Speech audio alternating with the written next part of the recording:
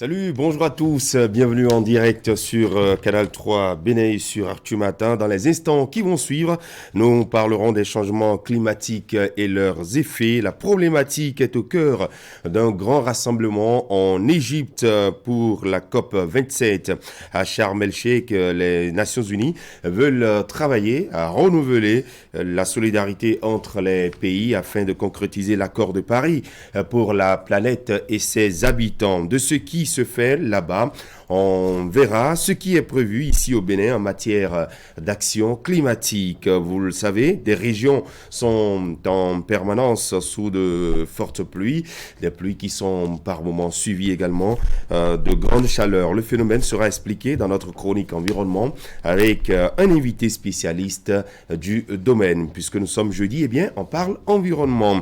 Un autre invité, ce sera dans le journal des sports. Nous serons avec l'Union nationale des footballeurs professionnels. Son président délégué à l'organisation, Léonce Landry-Haïsson, nous parlera du creuset, de ses actions et des résultats déjà atteints avant de nous donner un aperçu de l'Assemblée générale extraordinaire que l'Union prévoit d'organiser dans quelques jours. Et puis, dans nos échanges plateaux avec les débatteurs au forum ce jeudi, on mettra l'accent sur ce constat. En période préélectorale, il est observé une certaine lenteur et plus loin, des absences au poste dans l'administration publique, la pré-campagne peut-être. Le constat du journal Fraternité ce matin est illustratif de la réalité de terrain. Vous aurez le contenu dans un instant à travers la une des journaux. En fin d'édition, vous aurez votre revue de presse avec Assiomo Kanya Assiomo et au menu ce matin, le bulletin matinal. Merci de votre fidélité. Bienvenue sur Actu Matin. Wakhabali Para, bonjour. Bonjour Christian et bonjour à tous. Eh bien, ensemble, nous allons suivre en une minute, quelques secondes, la météo.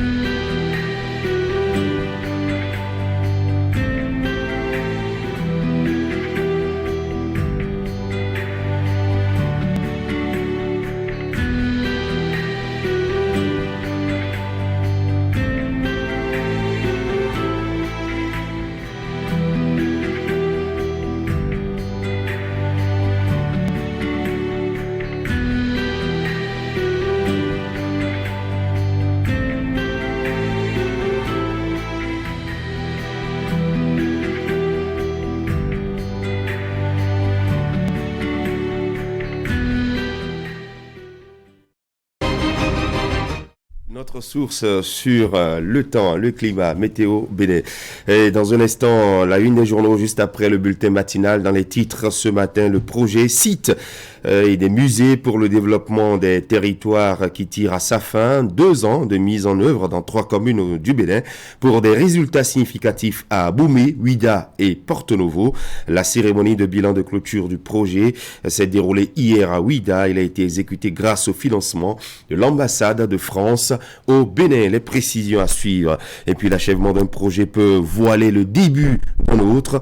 ICT a été officiellement lancé hier à Cotonou. Le projet va permettre une meilleure visibilité aux micro, petites et moyennes entreprises et surtout faire face aux réalités de la Covid-19. Les 20 mois d'exécution sont assurés par la Chambre de commerce et d'industrie du Bénin. Les détails dans un instant avec le patron du bulletin matinal sur Actu Matin, William Pécan. Bonjour. Bonjour Christian, bonjour à tous. Bienvenue. Nous sommes avec vous à Khavali Para, sans transition. La une des journaux. La une des journaux, Christian. Déjà, on va commencer par cette belle analyse du quotidien Maison Fraternité qui s'intéresse aux réalités du moment, la réalité donc de la campagne ou de la pré-campagne entrant dans le cadre des élections législatives du 8 janvier 2023. Pré-campagne et campagne pour les prochaines législatives. L'administration au ralenti, lenteur administrative et absence au poste pendant au moins un mois. Tous les ingrédients sont réunis pour qu'au cours de la pré-campagne ou de la campagne pour les législatives du 8 janvier prochain, l'administration publique n'y échappe pas. Quand déjà sur la ligne de départ de la course au palais des gouverneurs de Porto-Novo, 9 ministres suivants que contre le gouvernement sont annoncés dans le starting block, que certains des collaborateurs des 10 ministres voudront apporter leur grain de sel pour l'élection de leur chef, que des ministres non candidats ne voudront pas se faire compter les prouesses de leurs collègues sur le terrain, que des cadres de l'administration ont également été positionnés sur les listes électorales ou encore que ceux qui seront au poste se laisseront bercer par les bruits. Eh bien, c'est une belle analyse du quotidien Fraternité. Achetez le journal et vous avez le reste des détails. Récompense de la fidélité de ses abonnés. Canal Plus offre 15 jours de tout Canal Plus et le décodeur à 5000 francs CFA. Et puis, économie, inflation, le Bénin, un exemple à suivre. Interrogation à la une du quotidien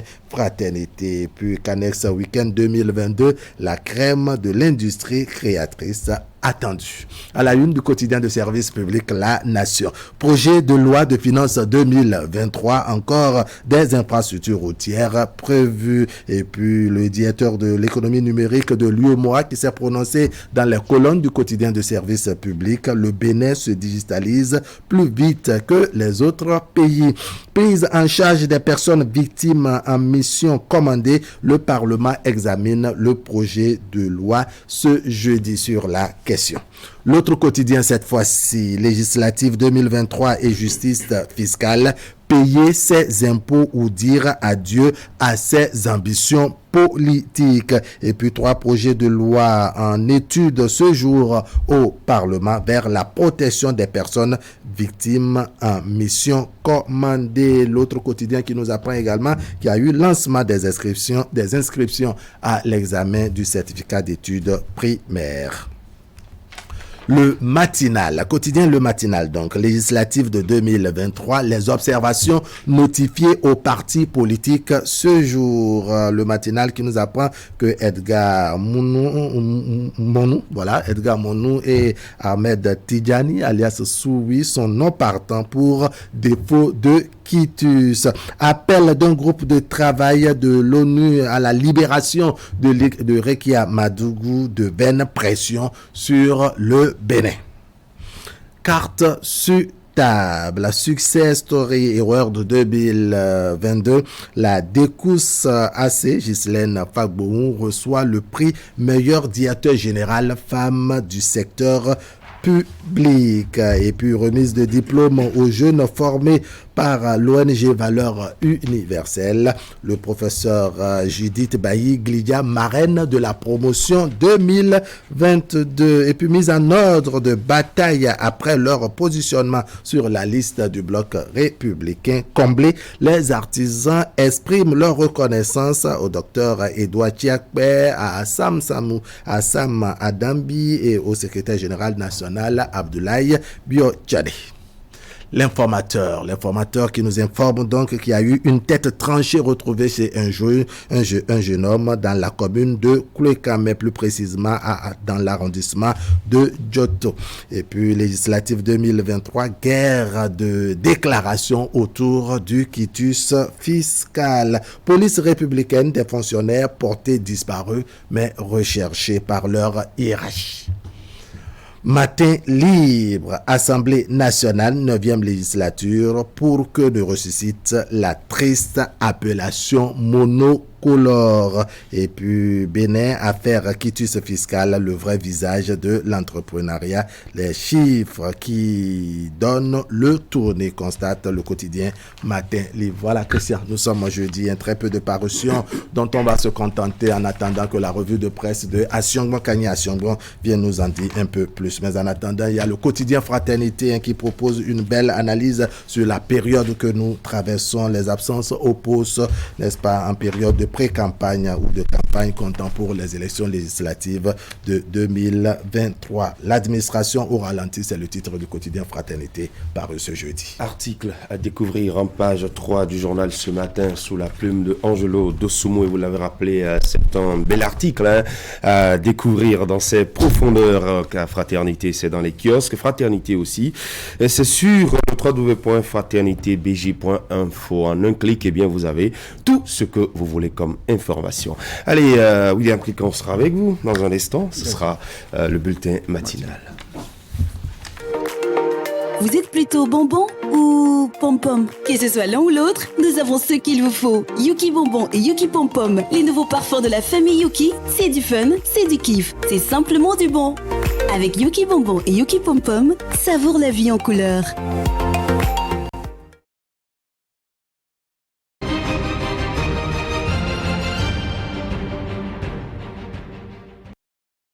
Après 2 années d'exécution, le projet Sites et des musées pour le développement des territoires est à son terme. C'est un programme dont bénéficient 3 villes, Abomey, Porto Novo et Ouidah. Il est mis en œuvre par le gouvernement béninois à travers le ministère du Tourisme, de la Culture et des Arts, avec l'appui technique de l'ambassade de France au Bénin. La cérémonie de bilan de clôture du dit projet s'est déroulée au centre culturel de rencontre internationale John Smith, c'est à Ouidah.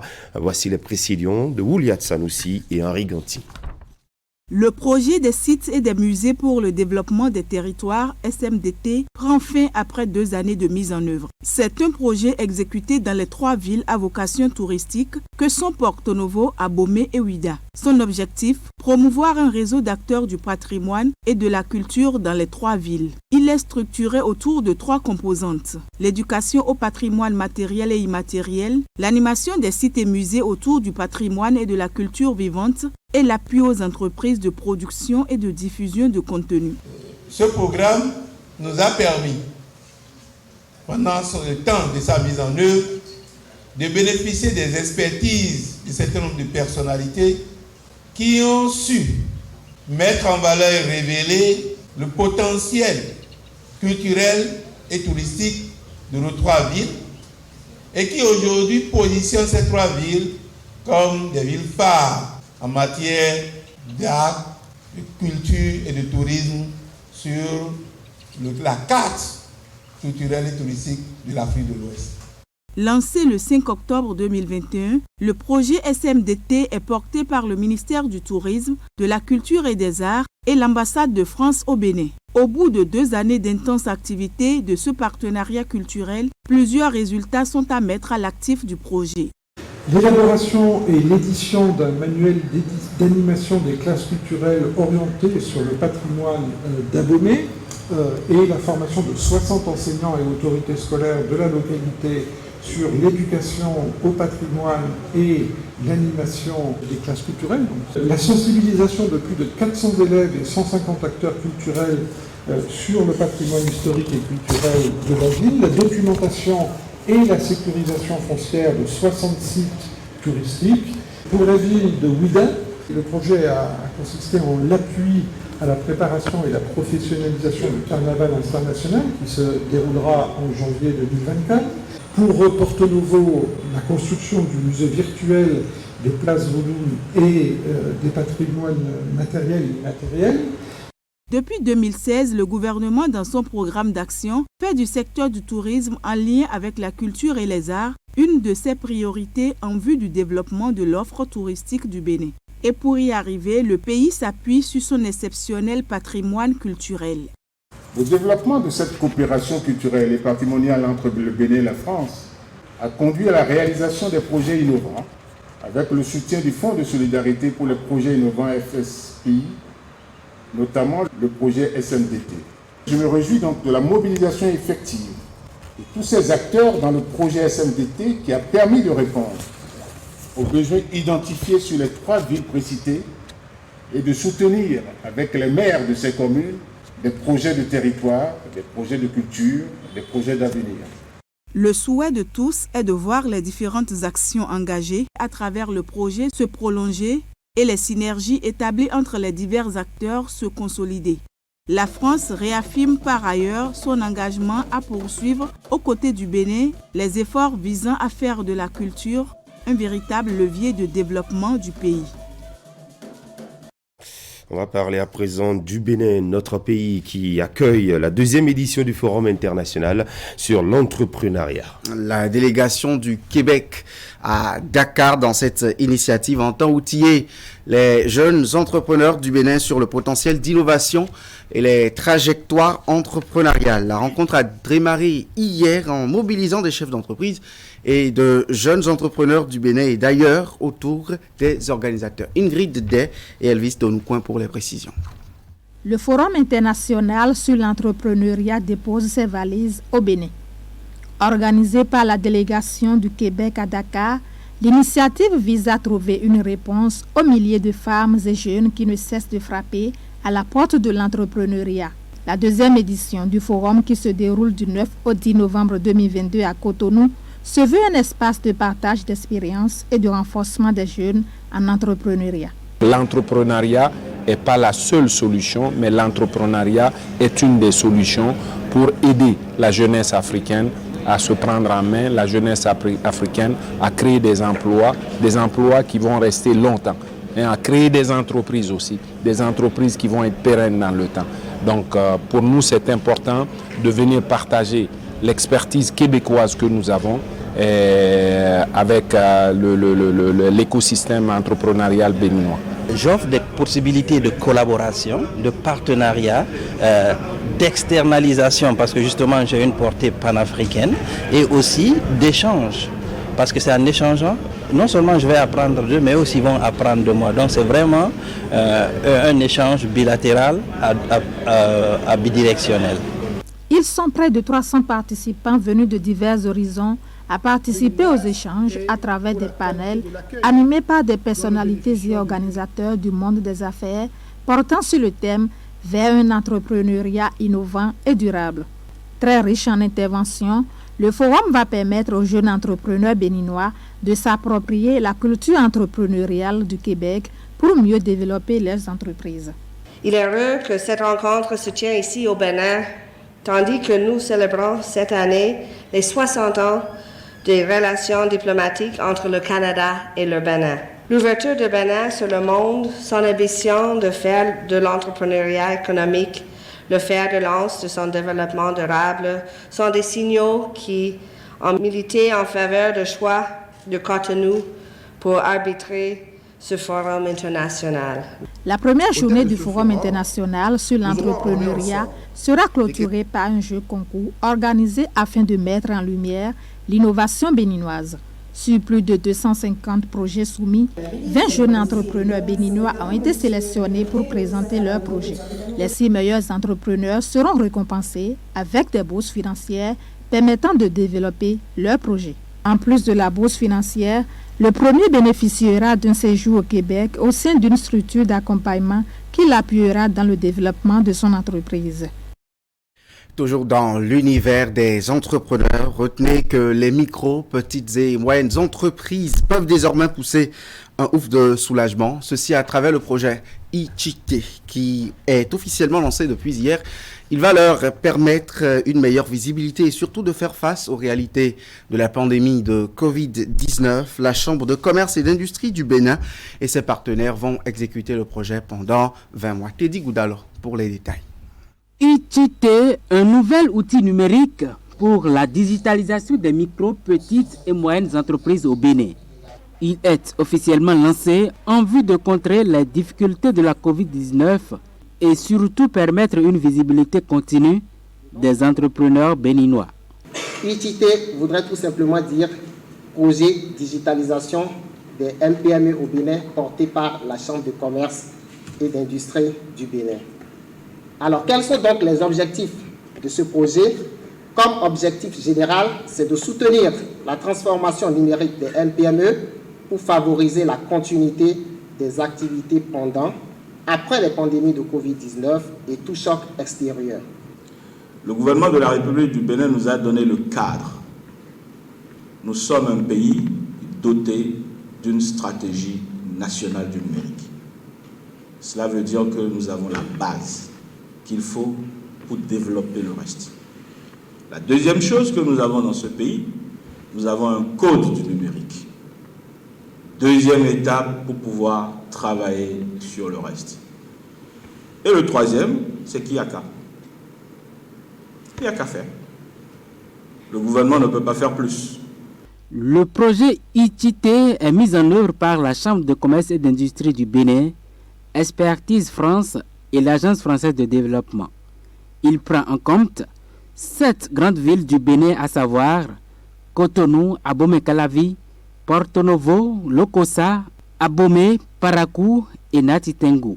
Le projet ITT se place pour le groupe de l'AFD au sein d'un projet plus large qui s'appelle le projet Direct, qui a été formulé, comme cela a été dit, au moment de la crise de la Covid. Mais je crois que l'option qui a été prise dans le cadre de ce projet de soutenir la digitalisation des PME n'a pas été rendue moins pertinente par la régression de la crise sanitaire, mais bien plus encore par l'ensemble des crises que nous vivons suite à la Covid. Le projet de digitalisation des MPME, porté par la Chambre de commerce et par ses partenaires, va donc œuvrer au renforcement de la résilience des entreprises de notre pays et va constituer une réponse concrète à l'impact social de toutes les crises éventuelles, avec l'ambition de garantir la continuité des activités économiques. ITT concerne les micro, petites et moyennes entreprises formelles et informelles avec 50% de femmes. Il sera mis en œuvre 20 mois durant à compter de la date de son lancement. La direction de la protection juridique et judiciaire de l'enfance au ministère de la Justice et de la législation appuie les élèves du Bénin en éducation sexuelle. Le directeur et une professionnelle de santé adaptée font le tour des collèges d'enseignement généraux et des établissements scolaires en général. La tournée va parcourir 6 différentes communes de départements différents. Elle a démarré au lycée des jeunes filles de Ouida. Les précisions. Tournée dans 6 départements du Bénin. À raison d'une commune par département, les établissements secondaires vont accueillir la délégation de la direction de la protection juridique et judiciaire de l'enfance. La randonnée commence par le lycée des jeunes filles de Ouida et le collège d'enseignement général 1 de Commun. À chaque étape, le message est le même. La loi protège la fille, mais ce n'est pas une raison pour elle de piéger les jeunes garçons et les enseignants.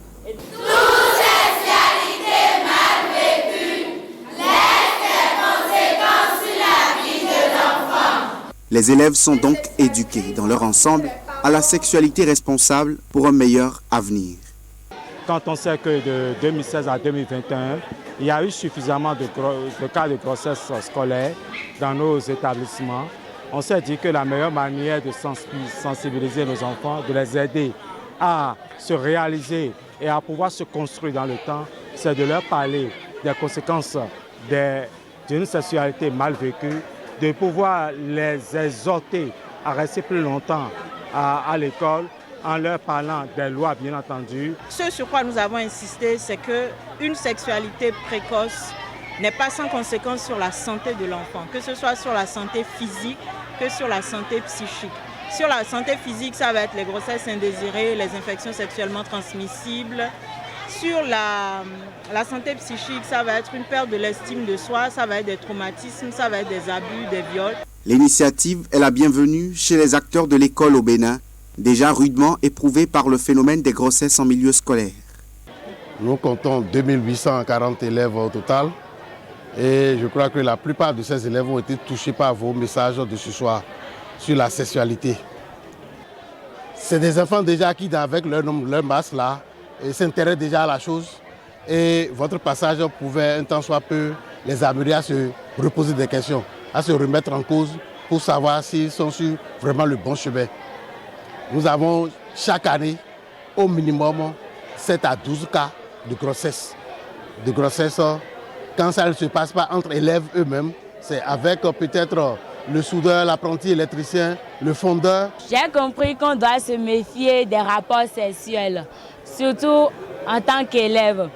Le fait de pratiquer ou bien de faire les rapports sexuels, ça engendre des conséquences. Et l'on a vu que de ne pas laisser son corps, si on est une jeune fille, de ne pas laisser son corps aux garçons pour faire tout ce que les garçons veulent. Les autres points d'étape sont Semepoji, Boikon, Parakou et Natitengu. Le phénomène des violences sexuelles était en hausse il y a quelques mois. Ici au Bénin, la commune d'Abomey-Calavi s'est distinguée entre-temps par le fort taux de cas enregistrés. Cette enquête a été réalisée par Idriss Boukari quand le phénomène était encore à son pic en guise de sensibilisation. Pour ne plus revenir à ces cas de déviance en société, nous vous proposons en nouvelle diffusion ce reportage. Les chiffres ne sont pas bons et les statistiques mettent les parents en état d'alerte. Voici le tableau que présente la commune d'Abomey-Calavi dans le département de l'Atlantique. En seulement 8 mois, 26 cas de violences sexuelles dont 24 viols sur mineurs ont été enregistrés, soit environ 3 à 4 cas par mois. Sur la liste des victimes, on découvre une fillette de 6 ans. Ces données accablantes ont été collectées par le centre de promotion sociale de la commune d'Abomey-Calavi. Bathilde Akpado est chargée de la section pour la promotion de la famille, de l'enfance et du genre. Elle nous en parle. Déjà, je l'ai dit, ça fait froid dans le dos. Parce que quand, en tant qu'acteur de protection de l'enfant, vous recevez un parent ou une tierce personne ou toute autre personne qui a été au contact ou au courant d'une question d'abus sexuel sur mineur, déjà, ça déclenche en vous beaucoup de choses. La commune la plus peuplée du Bénin détient la palme d'or dans la discipline. Elle est considérée comme l'une des zones rouges en matière de violence sexuelle, ce qui donne du fil à retordre aux acteurs militants pour la protection de la femme et de l'enfant. Les actions du centre de promotion sociale d'Abomey-Calavi au profit des victimes se situent à plusieurs niveaux. En même temps que les autres acteurs de protection de l'enfant, la santé, la police républicaine, le psychologue, tout et tout, ils sont en train de mettre en place leurs interventions. Nous sommes là pour coordonner et apporter ce qu'il faut pour quand même offrir tout ce qui est paquet global d'intervention à la victime. Maintenant, selon son statut, si c'est quelqu'un qui est dans le système scolaire, il faut tout faire pour que, si c'est en pleine année, la fille ne perde pas l'année scolaire. Si c'est pendant les vacances, comment faire pour l'accompagner à se réinsérer? Autant d'actions pour redonner à la victime sa dignité et son droit de vie dans la société. Dans la montée de ce phénomène, le scientifique lui y voit plusieurs déterminants qui favorisent les violences sexuelles. Les filles sortent sans aucune permission. Vous les voyez en bande se balader et aller s'asseoir dans des débits de boissons, ou bien être en groupe pour rendre visite à tel copain ou bien à tel frère d'un ami, et qu'il y a un réseautage qui est créé autour de ça. Donc les filles elles-mêmes, de façon précoce, elles vivent ce que j'appelle les fantasmes sexuels, qui sont davantage motivés à partir de tout ce que la médiatisation est en train de faire aujourd'hui, d'une part, et de tout ce que les groupes d'amis sont en train de faire. Donc ces deux variables sont des variables qui constituent ce que j'appelle les déterminants alliés à l'acte sexuel. Mais alliés à l'acte sexuel, elles sont dans une certaine naïveté totale. Et l'autre chose, c'est que les filles d'aujourd'hui ne font vraiment dépenser les hommes. Oui, c'est la dimension économique de leurs actes. La sensibilité du sujet touche les autorités au sommet de l'État. La ministre des Affaires sociales et de la microfinance suit de très près la situation d'Abomey-Calavi. Au-delà des dispositions existantes, le gouvernement veut renforcer l'arsenal juridique pour mieux traquer les auteurs de ces actes. Il s'agit du projet de loi portant mesures spéciales de répression des infractions commises à raison du genre et la protection de la femme en République du Bénin.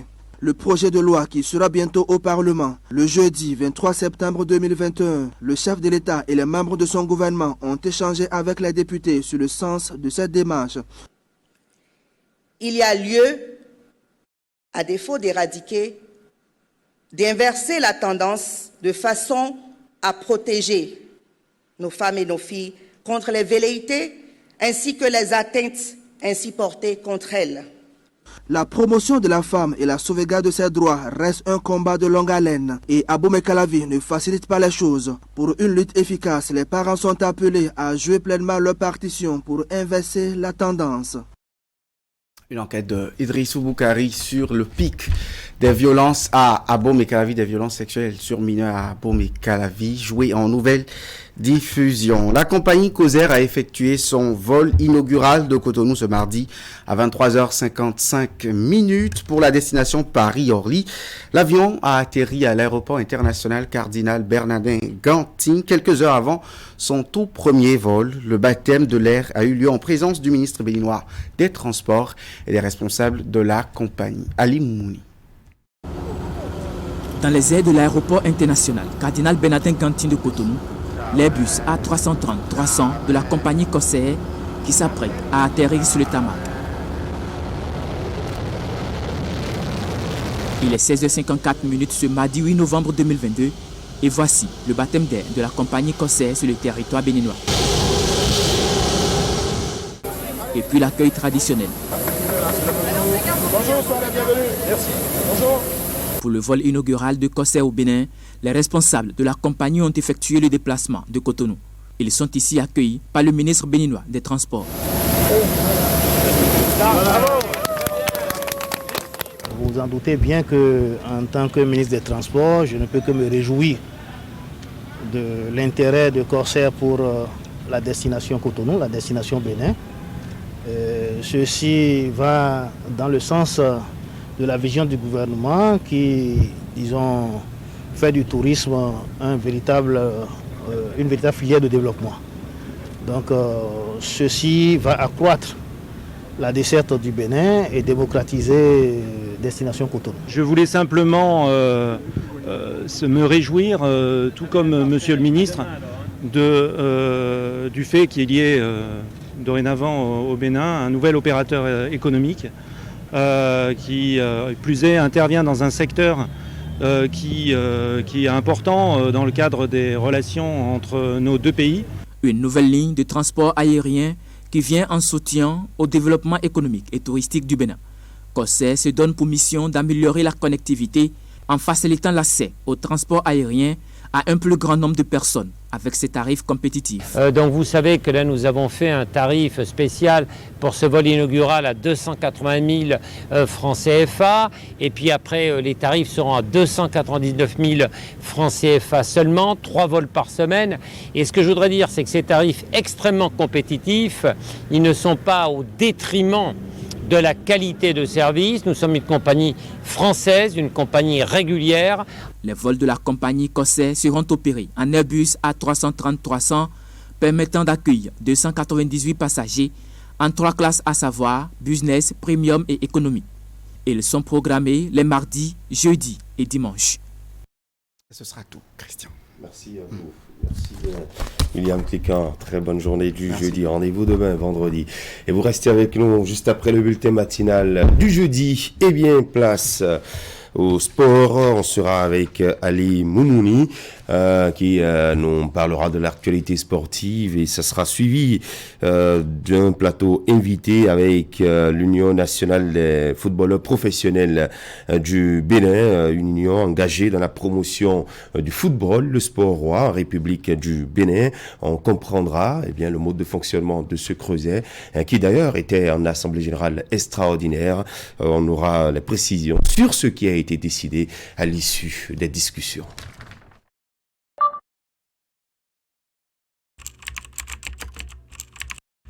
Votre chaîne Canal 3 Bénin à portée de main.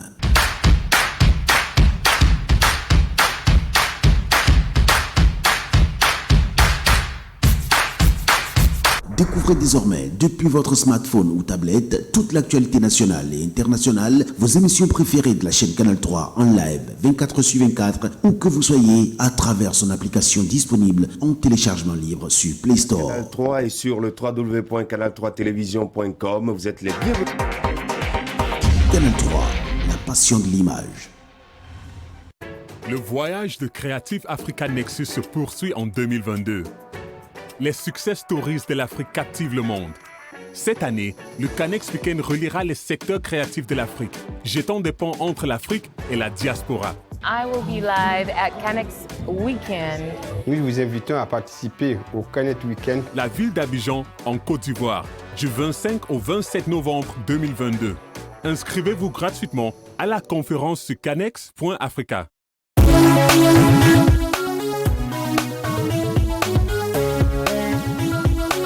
Ce soir j'ai un rencard avec une bête de meuf. Elle est classée sexy, si classée sexy. Cool Condom. C'est granulé et c'est 3 parfums. Fraise, menthe, banane. Cool. Ton choix, ton avenir. Cool là, si mets ta capi.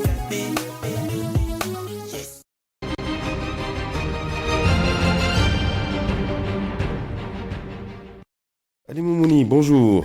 Christian. Bienvenue, les sports. Merci. Oui, on commence par le handball, la ligue professionnelle, donc la deuxième phase, c'est-à-dire les play-offs qui ont démarré depuis 3 jours. Hier, donc la 3e journée de cette compétition a été disputée du côté des Rôles des Arts de Cotonou. Il y avait donc 4 explications au programme, 2 au niveau des dames et 2 au niveau des sieurs. Au niveau des dames, il y a Djidja qui s'est imposé à Azo Model sur les tableaux des résultats que vous voyez bien sûr sur vos différents écrans. 33-25, Aspac s'est imposé 23-22 face aux Flowers. Flowers qui est donc l'équipe tenante du titre de la compétition. De l'autre côté des hommes, il y a Azo Model qui s'est imposé à ABO Sport 25-18 et pour finir avec ces différents résultats, Aspac HBC qui a pris le dessus sur les Buffles 26-10. Parlant bien sûr du handball, aujourd'hui c'est bien sûr la pause pour cette compétition. Démarre donc demain les demi-finales des playoffs de la Ligue professionnelle de handball du Bénin. On fait un tour du côté de Dakar pour parler de la 25e édition de la CAF féminine de handball qui se dispute donc du côté du Sénégal. Ça a démarré depuis hier et pour les différentes explications, il y avait l'équipe organisatrice, l'équipe haute bien sûr du Sénégal qui s'est imposée s'il vous plaît au Madagascar 40-9 à l'arrivée. Le Cameroun, c'est bien sûr dans le groupe C, le Cameroun a pris le dessus sur la Côte d'Ivoire, score 28-16. Dans le groupe B, il y a le Maroc qui a battu la Tunisie la Tunisie qui a pris le dessus sur le Maroc 35-25 et puis le Congo qui s'est imposé à la Guinée 25-21 toujours dans le groupe B. Aujourd'hui, le programme à retenir. Il y aura donc dans le groupe A la RD Congo qui sera face au Cap-Vert et l'Algérie qui aura pour adversaire l'Angola, des nations qui sont bien reconnues, réputées dans cette compétition au plan international. Dans le groupe B, il y aura la rencontre Égypte-Congo et pour finir, la Tunisie sera l'adversaire à jouer de la Guinée. Christian, on revient au football pour parler des championnats européens. Et donc, les dernières explications se disputent en attendant la trêve de la Coupe du Monde 2022 qui aura lieu du côté de Qatar. On commence donc par la 14e journée de la Bundesliga. Donc, hier, les dernières rencontres de cette 14e journée ont été disputées avec à la clé la victoire de Red Bull Leipzig 3-1 face à Fribourg. Après donc la victoire 6-1 du Bayern Munich hier, donc avant-hier. Leipzig aussi suit donc avec une victoire 3-1 face à Fribourg. 2-1 pour Leverkusen qui engrange les 3 points avant donc la trêve. Union Berlin et Augsbourg se sont séparés sur le score de 2 buts partout, score de parité. Francfort s'est imposé largement 4-2 à Hoffenheim et Schalke Noufi, l'autre promu, qui a pris aussi le dessus sur son adversaire 1-0. C'était bien sûr Mayence. Au niveau de la Liga espagnole, se disputait également la 14e journée. Almeria était à domicile face à Getafe. Almeria s'est imposé 1-0. Almeria qui se relève après sa défaite face au Blaugrana la semaine dernière. 1-0 pour Almeria donc et son jeune belge Ramazani. Séville s'est incliné à domicile face à la Real Sociedad 2-1 à l'arrivée. Espagnol s'est également incliné à domicile 1-0 face à Villarreal. Villarreal dont l'entraîneur donc du côté de Aston Villa désormais voilà, on a Emory qui fait donc qui fait donc une belle entame du côté de l'Angleterre et Mallorca qui s'impose à domicile face à l'Atlético Madrid. C'était une rencontre épique 1-0. Suite et fin de cette 14e journée de la Liga espagnole. C'est aujourd'hui Real Madrid sera en compétition face à Cadiz, le Real qui est donc aujourd'hui deuxième de la Liga espagnole derrière le FC Barcelone avec 5 points de retard. Valence sera à domicile face au Real Betis et pour finir, Rayo Vallecano aura pour adversaire Celta Vigo. Christian, voilà pour ce qui concerne ces différentes compétitions sur le continent européen. On va donc recevoir notre invité de ce matin, Léonce Landry Aïsson. Bonjour. Bonjour Ali. Merci d'avoir accepté notre invitation. Vous êtes le président délégué chargé de l'organisation de l'Union nationale des footballeurs professionnels du Bénin. Le Creuset, l'association, était donc en assemblée générale extraordinaire de modification des statuts et règlements intérieurs la semaine dernière. C'était donc le 5 novembre dernier, du côté de Boycon, bien entendu. Dites-nous pourquoi cette volonté de changer les tests du Creuset. Merci Ali Moumouni. Et cette volonté de modifier les tests émane du secrétariat général de la FIPRO Afrique et de son conseil juridique afin que nous puissions intégrer certains articles qui sont chers à la FIPRO Afrique, notamment sur les objectifs, la capacité et l'organisation au sein de l'UNFEB. Donc c'est pour ça, et après sa création, l'UNFEB a tenté d'adhérer à la FIPRO parce que c'est l'objectif final.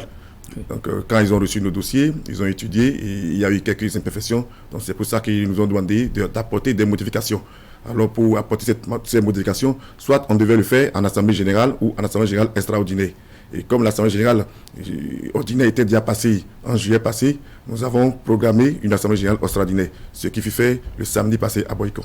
Ah oui, donc pour cette Assemblée générale extraordinaire, qui sont les membres qui étaient présents? Parce qu'on sait, vous, pour la plupart anciens footballeurs béninois, évolués, vous êtes pour la plupart du côté de l'Europe ou bien, disons, à l'étranger. Qui sont ceux qui ont pu effacer le déplacement pour cette Assemblée générale extraordinaire?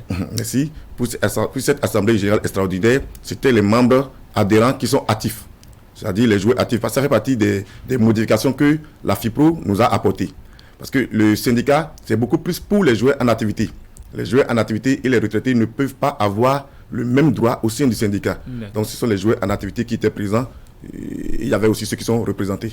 Ah, d'accord. OK. Alors, maintenant, dites-nous, les grandes lignes des différents points qui ont subi de modifications dans les statuts et règlements de votre association. Oui. La première grande ligne, c'est le poste du secrétariat. Parce que pour la FIPRO, il faut scinder les postes administratifs et les postes politiques. Du coup, désormais, les secrétaires généraux ne peuvent plus être nommés en assemblée générale. Les secrétaires généraux doivent être élus par le président. Nommés par le président. Voilà. Le secrétaire général et son agent doivent être nommés par le président après avis du bureau exécutif. D'accord. Aussi, la communication, parce qu'avant, dans l'ancien règlement, on avait un président délégué chargé de la communication et de l'information. Alors, donc, on ne pouvait pas accorder l'information. L'information, c'est un poste administratif aussi. Donc, le directeur de communication aussi sera désormais nommé. Autre chose, le mandat du bureau passe de 5 ans à 4 ans. Parce que dans l'ancien texte, le mandat du bureau était de 5 ans. Alors que pour la FIPRO et pour tous les syndicats au niveau de l'Afrique et du monde, le mandat, c'était de 4 ans.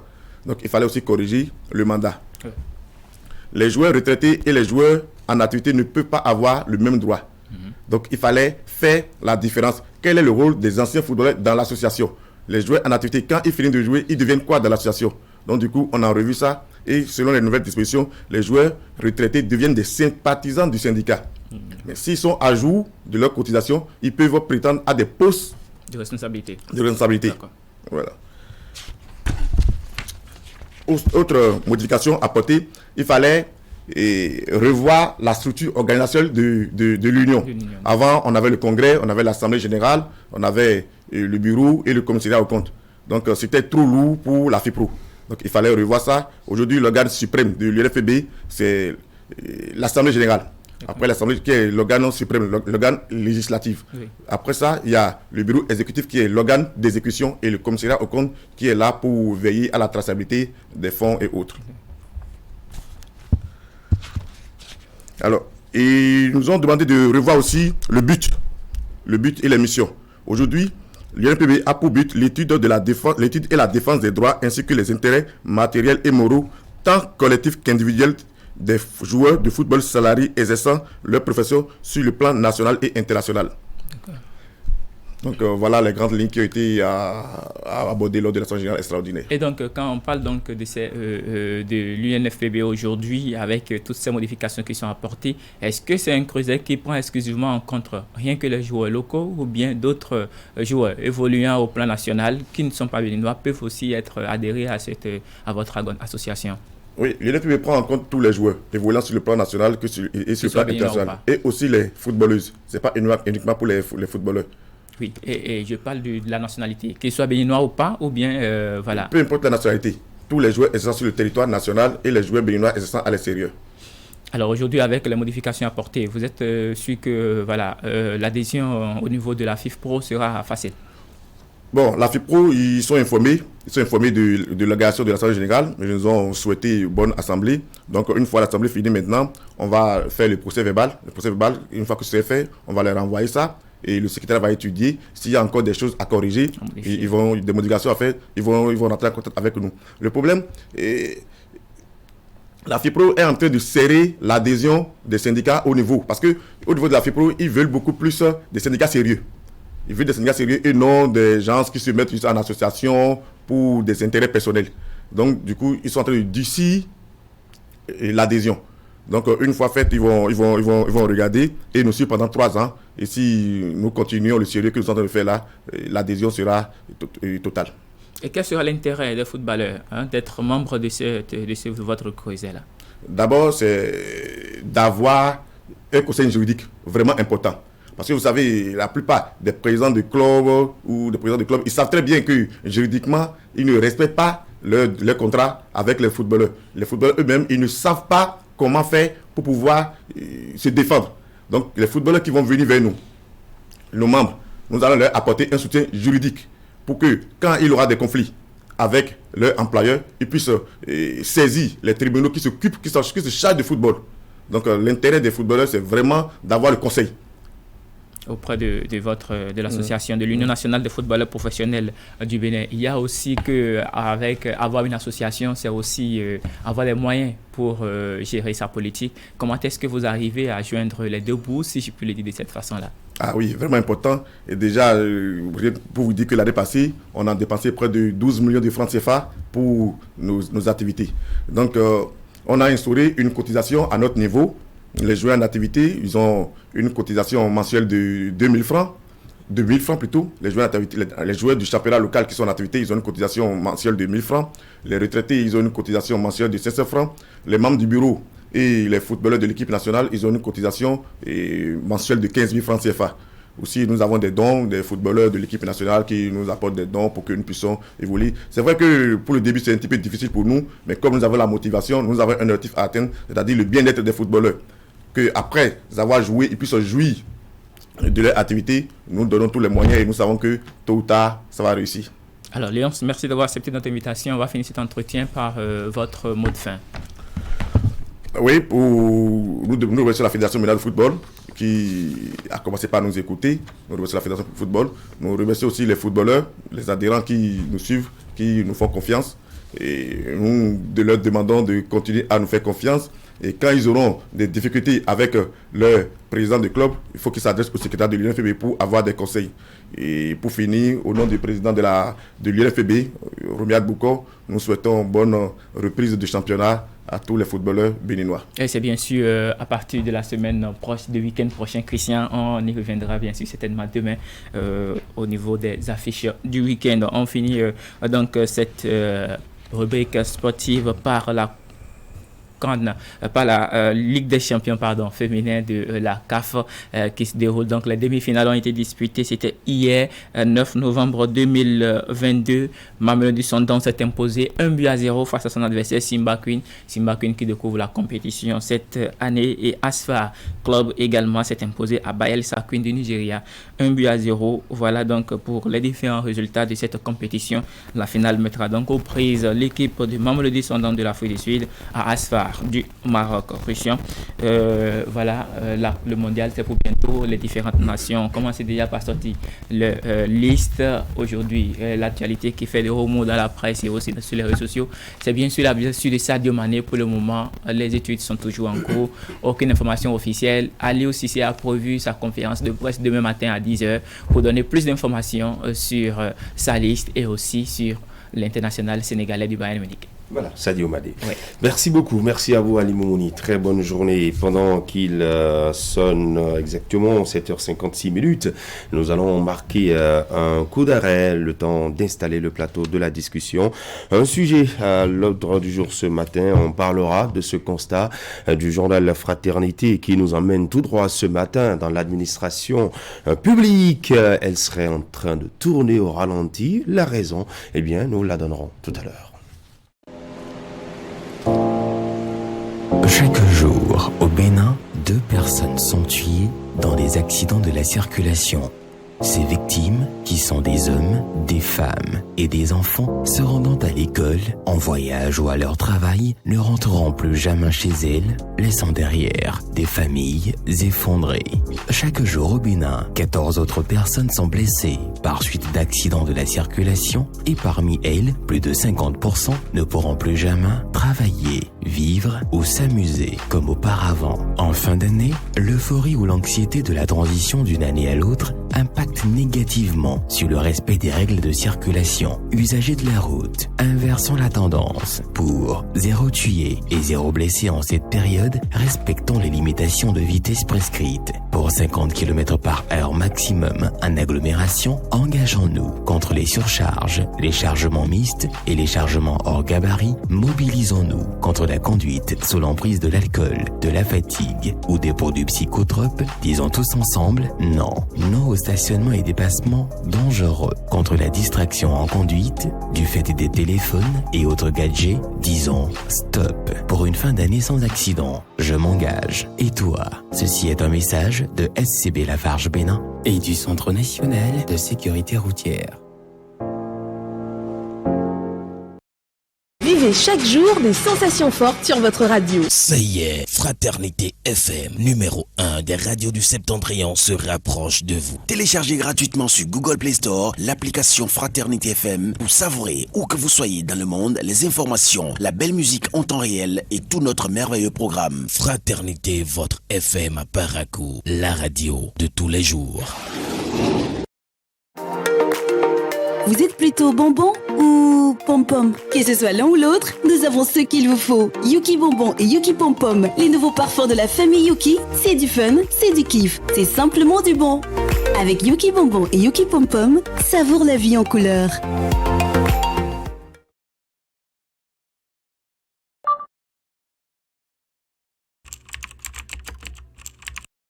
Votre chaîne Canal 3 Bénin à portée de main.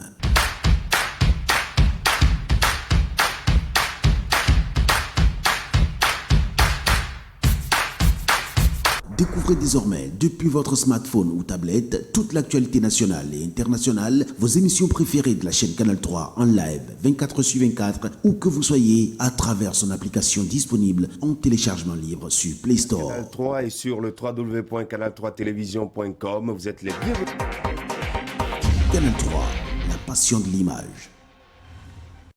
Le voyage de Creative Africa Nexus se poursuit en 2022. Les success stories de l'Afrique captivent le monde.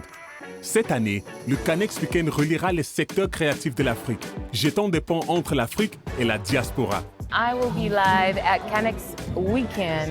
Nous vous invitons à participer au Canex Weekend. La ville d'Abidjan, en Côte d'Ivoire, du 25 au 27 novembre 2022. Inscrivez-vous gratuitement à la conférence sur canex.africa.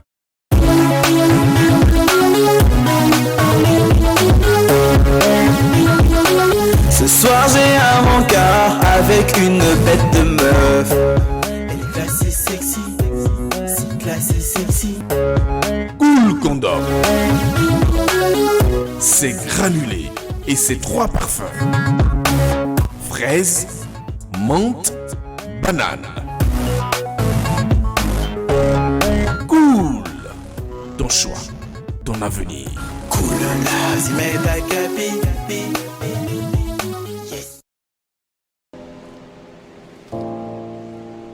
Chaque jour, au Bénin, 2 personnes sont tuées dans des accidents de la circulation.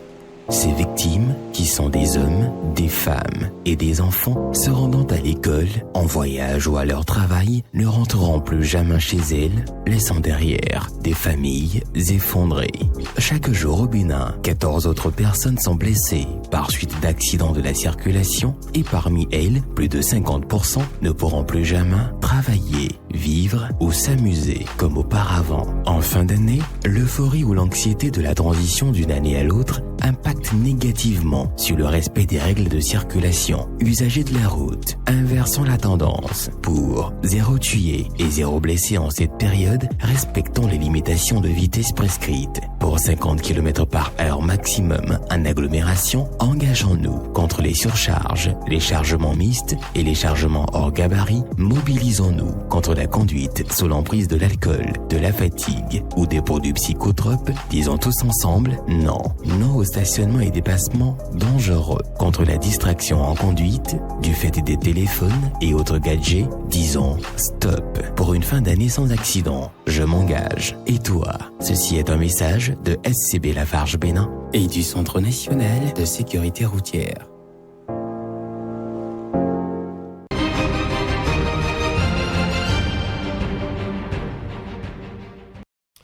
8h01, chers messieurs. Bonjour Akimé, bonjour Herman. Bonjour Christian. Bienvenue, Wakabali Para. Merci d'être là. Allez, ce matin, on va continuer d'élaborer autour de tout ce qui tourne autour des élections législatives du 8 janvier 2023. C'est vrai que nous avons tous nos regards tournés vers les institutions en charge de l'organisation de ces élections, notamment la Commission électorale nationale autonome et l'ensemble de ces équipes, mais on continue aussi d'élaborer autour des candidats à ces élections. Et ce matin, c'est le journal Fraternité qui attire notre attention sur un fait. C'est vrai que nous l'avons à plusieurs reprises martelé et rappelé à nos téléspectateurs. Actuellement, 9 ministres du gouvernement sont candidats pour ces élections législatives. Allons voir si ceux-là qui constituent les membres de leur cabinet ou encore les collaborateurs sont aussi candidats à Kimé. Et quand je le dis, le journal Fraternité note ce matin qu'il y a une certaine lenteur au niveau de l'administration publique, notamment dans ces ministères, et aussi une certaine absence qui est remarquée au poste, alors que nous sommes dans la période de pré-campagne, bientôt la campagne électorale. Ça ne devait pas être ça. Si le constat est fait ainsi, c'est dommageable. On ne peut pas comprendre que du fait du positionnement d'un ministre sur la liste électorale non encore officiellement validée et donc retenu par la Sénat, que déjà l'administration tourne au ralenti. Si c'est un constat, il va falloir que très tôt on puisse remettre les pendules à l'heure parce que l'administration doit continuer à tourner, même si le premier responsable de cette administration, de ce ministère, est candidat aux élections législatives, encore que Christian, nous ne sommes même pas encore dans la période officiellement reconnue ouverte pour les campagnes électorales qui pourraient expliquer, même là encore, on doit pouvoir mettre un bémol parce que quand on est candidat, c'est qu'on prend toutes les dispositions pour que l'administration tourne à merveille, qu'on ne sente pas que le ministre est absent. Et si déjà on constate l'absence du ministre, alors même qu'il y a on a déjà eu des moments où les ministres sont allés en congé ou en vacances et que l'administration a tourné, ça veut dire que ça ne doit pas être du fait du positionnement des ministres sur les listes électorales. Donc je crois savoir et espérer que les choses seront remises à l'endroit, et au fin de ne pas constater que un positionnement d'un quelconque ministre a été à la base d'une administration qui a tourné au ralenti. Voilà un peu. On vous écoute, Herman Agnamboussou. L'administration béninoise au ralenti, c'est vrai que le fait ne devait pas nous surprendre. Mais en même temps, quand on voit un peu les dispositions prises par le gouvernement actuel pour qu'on fasse une nette séparation entre l'administration et le politique, on peut se dire pourquoi est-ce que ça va revenir un tel tas de choses. Toujours est-il que quand vous faites le point, vous avez au moins 9 ministres qui sont sur les listes de candidature, en attendant bien la validation par la Sénat dans quelques jours. Oui, Akimé a fait tantôt allusion au fait que les ministres vont souvent en congé, mais que ça n'a pas eu d'impact négatif sur le fonctionnement de l'administration. Cela va donc sans dire que quand les ministres, bien qu'étant candidats, quand ils seront absents, ils feront en sorte que l'administration puisse fonctionner. Mais l'élément sur lequel on peut mettre l'accent, c'est l'élément discussion, débat entre agents de l'administration. Sans doute que le boulot est d'abord laissé pour des discussions politiques, parce que vous savez que le Béninois, il adore bien la chose politique, et toute actualité politique, quand elle l'est au Bénin, ça fait l'objet de débats, de discussions.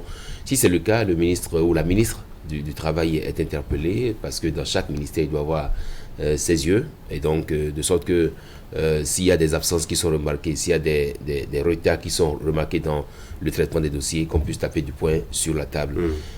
Quand par exemple nous parlons de la loi, et je fais rapidement, j'embraye sur une disposition de la loi qui parle de l'utilisation des moyens de l'État, et c'est interdit un an avant tout scrutin. Oui.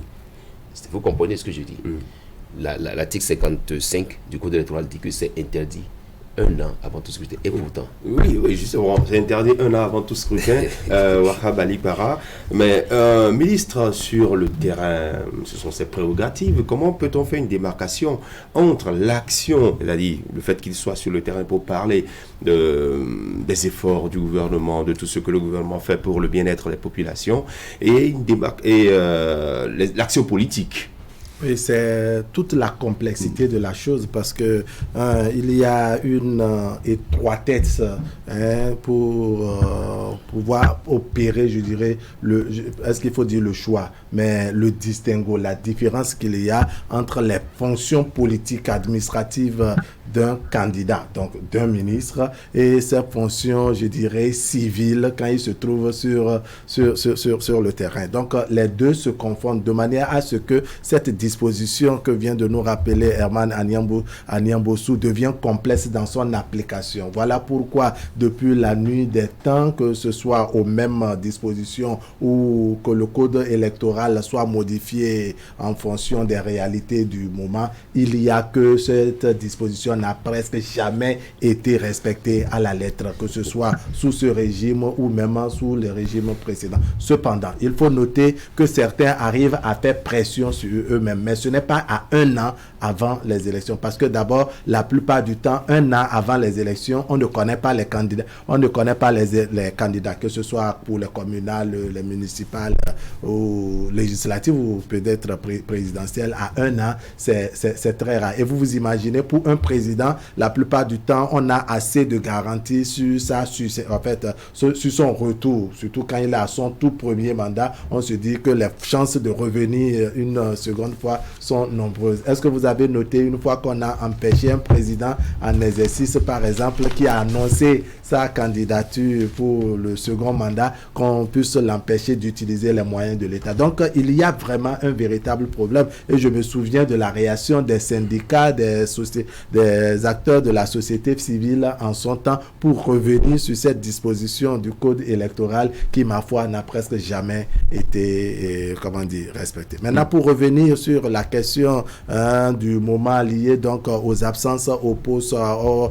ralenti qu'on a observé dans le fonctionnement de l'administration, je trouve même qu'il n'y a pas que l'administration publique qui soit au ralenti. Même l'administration communale est au ralenti ou sera au ralenti, parce qu'on a des maires qui sont candidats, on a des CA qui sont candidats. Ma foi, c'est comme l'a dit Akimé, c'est l'effort qu'on fait pour que cela n'impacte pas négativement le fonctionnement de l'administration. Mais si les choses se sont déroulées telles que l'a constaté le quotidien Fraternité, il y a un véritable problème. Parce que oui, il y a la solidarité qui va avec. On est candidat, ou un ministre est candidat, ses collaborateurs veulent travailler avec lui sur le terrain pour pour, je dirais, montrer leur solidarité, leur soutien au ministre. Et il y a un vide qui se crée dans l'administration. Résultat ou conséquence, c'est que les usagers de cette administration, quand ils viennent, n'est-ce pas, ils font face à un vide. Donc, il n'y a pas la célérité dans le traitement des dossiers. Or, on a noté qu'on a eu des ministres qui sont allés en congé et qu'on a trouvé une formule, parce qu'on avait fait un sujet terrain à cet effet, on a trouvé une formule qui amène, les directeurs de cabinet, le secrétaire général du ministère et bien d'autres cadres à gérer les affaires courantes, de manière à ce que quand il y a même une urgence, qu'on puisse entrer en contact avec le ministre. S'il faille qu'il se déplace, il le fera. S'il faille qu'il donne des instructions par téléphone et autres. En tout cas, il y a que une méthode existe pour que le vide ne soit pas constaté. Donc ce qu'il faut faire, ma foi, c'est que chacun fasse son boulot. Pour le candidat, c'est lui qui a beaucoup plus à mouiller le maillot, mais il a bien entendu besoin des collaborateurs, mais ces collaborateurs doivent comprendre que leur mission première, c'est leur travail dans le ministère, pour ceux qui sont dans les ministères. En tout cas, c'est leur travail pour le poste pour lequel ils sont recrutés. Parce que s'il y a à interpeller en son temps, c'est celui qui est candidat qu'on aura à interpeller pour son absence au boulot et autres. Mais pour vous qui n'êtes pas candidat, rien ne saurait justifier votre absence au boulot, ce qui parfois est de nature à pénaliser les usagers et créer un véritable manque à gagner pour les caisses de l'État. Oui, les manques à gagner, bon, bien souvent en période électorale, on sent que les acteurs, en tout cas ceux qui sont férus de la chose politique, sont souvent sur le terrain, et ce n'est pas que dans l'administration publique et même dans les établissements, les écoles, puisque lorsque vous observez, vous regardez un peu les listes, dans les listes de candidature, nous avons des enseignants qui sont candidats, nous avons des instituteurs. Alors à l'université, les étudiants seront forcément mobilisés. Dans les écoles, qui sont ceux qui seront mobilisés? Dans les écoles, il y a beaucoup de primo-votants. Il y en a qui ont déjà 18 ans qui sont en terminale. Il y en a qui ont 18 ans qui sont en première aussi, et donc qui ont le droit de vote, qui vont exercer le premier droit de vote à l'occasion de l'État 2023. Donc tout cela seront... c'est à cela que je parle du contexte même du déroulement de la campagne électorale, parce que ça va se dérouler en plein congé de fête pour les enfants, et donc ça permet aux enfants... ça va faire en sorte que les enfants qui sont en âge de voter puissent être appâtés. Ils auront beaucoup de cadeaux. Les enfants de 18 ans et plus auront la campagne électorale va se dérouler en période de congé. Voilà. De fête d'année, voilà, c'est ce que j'ai dit. Et donc, quand ça va se passer comme ça, c'est sûr que même au niveau de l'administration, au niveau des congés et tout, mais ce dont on parle aujourd'hui, ça ne s'explique pas. Nous ne sommes même pas... on parle de pré-campagne, parce que le processus électoral est déjà en cours. Mais est-ce qu'on peut alors supposer qu'avec l'application, avec la mise en œuvre du e-service, ça peut corriger un peu les choses? La réflexion peut être aussi menée à ce niveau, parce que le gouvernement a fait l'effort de dématérialiser un peu ce qui se passe dans l'administration. Est-ce que le fait pour l'usager de ne plus être en contact forcément direct avec l'agent de l'administration, est-ce qu'on peut supposer qu'à ce niveau un travail est fait, et donc ça peut ne pas impacter les choses? Toujours est-il que ce qu'on constate ce matin, c'est le fait que des gens qui sont censés être en poste ou qui sont censés être au boulot ne puissent pas l'être, et donc impactent négativement la demande des usagers. Voilà. On ne devrait pas, comme je l'ai dit dans la première prise de parole, constater que l'administration tourne au ralenti du fait des ministres candidats ou des maires candidats ou des directeurs candidats. Bref, en tout cas, chacun se trouvant à un poste de responsabilité. Ça ne devrait pas être le cas. Et si c'est le cas, l'interpellation doit être faite à l'endroit du ministre du Travail, afin que, rapidement, que ces personnes concernées, ou plutôt qui sont les vecteurs ou les responsables de ce ralentissement constaté, puissent être sanctionnés. Rien n'explique en dehors d'être peut-être malade, en dehors d'autres raisons qui sont liées, je dirais quoi, aux questions de santé, aux questions de mission et consorts, on ne devrait pas, Christian, un usager ne devrait pas se plaindre de ce que, bien, il est allé pour service demandé. Ça n'a pas été le cas, ça n'a pas été effectif du fait de l'absence de quelqu'un à son poste de travail. Non, si c'est le cas, le ministre doit rapidement remettre les choses à l'endroit parce que, eh bien, en dehors de certaines demandes au Supra, eh bien, le ministre n'est pas en contact avec l'usager. Il y a tout un cabinet, il y a plusieurs structures avant qu'on arrive au niveau du ministre. Donc, c'est souvent pour des questions essentiellement supra, c'est-à-dire quoi, chef de l'État, ministre, audience et consorts. C'est en ce moment-là que, par exemple, les ministres du gouvernement sont appelés peut-être à se rendre disponibles. C'est pour ça que même quand ils sont partis en congé, l'administration fonctionne normalement parce que, eh bien, il y a des cadres techniques tout le long du maillon de Cointon, tout le long de la chaîne. Le directeur de la prospective, de l'administration, le départ, son adjoint, le directeur de cabinet, son adjoint, le secrétaire, son adjoint. Il y a tellement de postes techniques au niveau du cabinet qu'il n'est pas possible qu'on dise que l'absence du ministre était à la base de la non-satisfaction d'un service demandé par un usager pris comme ça, un tampion comme moi, non, ce n'est pas évident. Maintenant, comme vous l'avez dit, quand on va au niveau de l'administration locale, au niveau des mairies, si le maire déjà est sur le terrain, le point ne doit pas se poser parce qu'aujourd'hui aussi, tout est prévu. Il y a aujourd'hui un secrétaire exécutif qui a autour de lui, eh bien, le responsable des affaires financières, le DST, donc je me demande quelle est cette demande, la tautologie, vous allez l'accepter, et qui amène à ce que, eh bien, l'absence du maire puisse être aussi remarquée au point que ça ralentisse l'administration. Non, je pense que dans tous les cas, le fonctionnement actuel de nos administrations, aussi bien publiques, c'est-à-dire quoi, les collectivités locales, les ministères et tout ce qu'il y a autour, l'organisation est faite de telle sorte qu'on ne devrait pas remarquer que quelqu'un a manqué et ça a tout mis dans le décor. Et maintenant, Eman y ajoute le e-service. Mais attendez, c'était avant qu'on allait faire le rang pour espérer avoir son casier judiciaire, pour avoir peut-être son certificat de nationalité ou peut-être pour se faire signer un document. Aujourd'hui, les choses sont allées, les choses sont aujourd'hui beaucoup plus smart et donc du coup, ça, je me dis oui, le constat, il est certainement effectif, mais il va falloir que, eh bien, que chacun puisse véritablement jouer le rôle qui est le sien. Ça fait peut-être un peu trop de zèle que déjà à partir du 10 novembre qu'on dise que l'administration tourne au ralenti. Ils sont allés où? Le ministre, s'il est descendu sur le terrain, ce n'est pas forcément tout de suite pour commencer à parler et politique. C'est pour ça que quand Eman mettait l'accent sur les moyens utilisés, et comment est-ce qu'on fait la démarcation entre les moyens utilisés par le ministre candidat, le directeur candidat et tout ce qui est candidat. Non, maintenant où nous sommes, ça va être, ma foi, très compliqué de faire la démarcation. Ce que je sais aussi, c'est qu'ils sont aussi intelligents pour que, eh bien, quand ils sont dans la posture de demande de suffrage, de vente de leur offre, bon, aujourd'hui Dieu a fait des personnes qui sont quand même chanceux, ce sont des privilégiés. Ça n'est pas un seul véhicule, c'est peut-être 2 véhicules et il y a peut-être un véhicule personnel. Et donc quand on veut aller dans un quartier, on utilise le véhicule perso parce que on ne sait pas ce qui peut vous arriver. Absolument. Si c'est sur le véhicule de l'administration, ça pose un problème. Il faut pouvoir expliquer pourquoi. Parce que vous n'êtes pas en mission officielle. Je me dis que moyens de l'État utilisés, non, ça va être vraiment minime. Moi, parce que nous avons observé durant ces dernières élections. Un ministre, c'est quand même déjà lui-même, c'est tout au moins un véhicule. Pour ne pas dire 2, pour ne pas dire 3. Et donc, quand j'ai 2 véhicules, perso, quoi.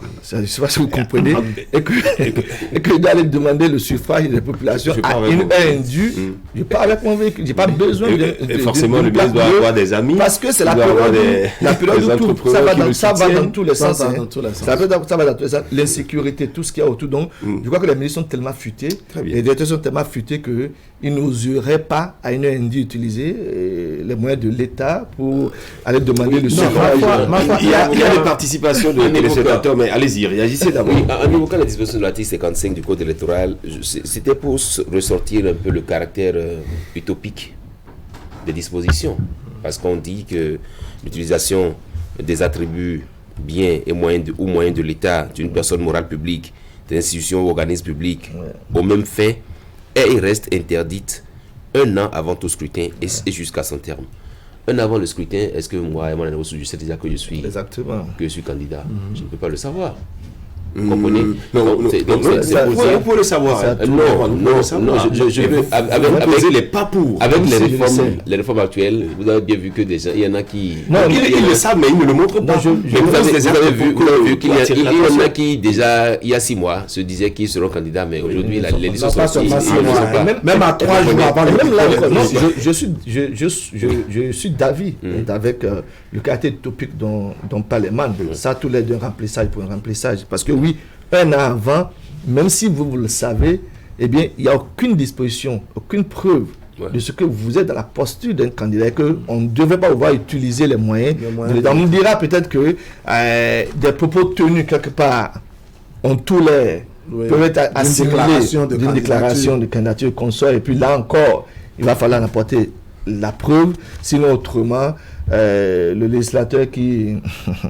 ce que je note, c'est la composition, n'est-ce pas, le fonctionnement aussi bien par le passé que dans le présent, même si dans le présent, n'est-ce pas, il y a eu une certaine amélioration. C'est la composition la plupart du temps de nos cabinets, même de nos directions générales, qui nous amène à observer cet état de choses. C'est-à-dire que par le passé, quand le chef de l'État seul va par exemple dans le Nord pour le lancement de la campagne cotonnière ou du Kaju, ou pour quelque événement, pour un événement lancement des infrastructures, où tu as bien constaté l'évolution d'un chantier et autres, c'est tout ce que, n'est-ce pas, la région de destination a d'élite qui se déplace. Parce que vous avez été nommé directeur général sous le régime, vous appartenez à une région, c'est un poste politique. Vous avez droit de mobilisation, de préparer, aller se mettre ensemble avec le CA, le maire, le préfet et autres. Préparer l'équipe d'attente, l'équipe d'accueil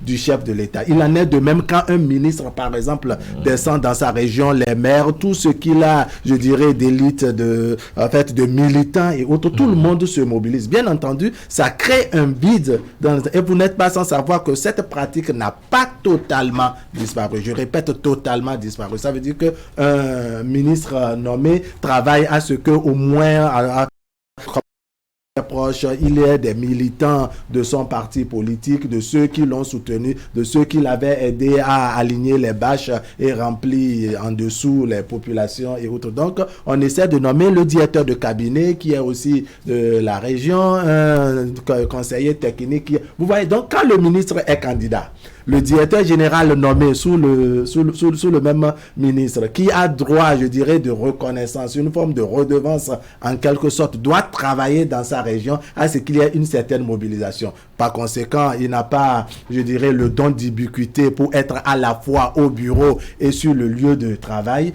Naturellement, son absence au bureau va finir par se constater, ce qui ne devrait pas être le cas, n'est-ce pas? Et donc, ça nous amène à faire le constat qui fait objet de discussion ce matin. Il y a un acteur politique qui dit ceci, je partage cela avec vous et nos téléspectateurs, et qui dit que les collaborateurs des ministres candidats doivent savoir qu'ils sont sur la ligne rouge, car pour lui, soit le ministre est élu et devient député, ou il est battu et il sort du gouvernement. Il serait scandaleux de reconduire un ministre non élu, et les collaborateurs ont donc intérêt à bien faire leur boulot plutôt qu'à suivre les ministres. Que pensez-vous de ce développement? C'est un acteur politique qui a été aussi à un niveau qui a été ministre d'État. En tout cas, je ne dis pas, mais il a été à un niveau. Non, ce qu'il dit, ma foi, ça manque pas de pertinence. Vous voyez, quand par exemple, le député n'a pas, comment dire, une fois élu, n'a pas toutes les possibilités ou bien, je dirais, les facilités qu'un ministre a en termes de nomination, c'est-à-dire la nomination des collaborateurs et autres. Encore qu'aujourd'hui, Christian Dandédia, il y a moins de postes. Avant, vous avez chargé de protocole, chargé de cabinet du ministre, assistant de ci et tout. Donc, il y avait une multiplicité de postes autour du ministre où, à travers un arrêté ministériel, tout ce contingent était nommé. Donc, Donc, quand votre ministre est élu, n'est-ce pas, député, ça devient difficile parce qu'il n'a même plus la possibilité pour vous, pour vous nommer à ces mêmes postes. Résultat des courses, je viens dans mon analyse. Résultat des courses, celui qui remplace le ministre, bien entendu, lui-même, il vient avec ses collaborateurs et il vous nettoie. Maintenant, je disais que aujourd'hui, on a moins de au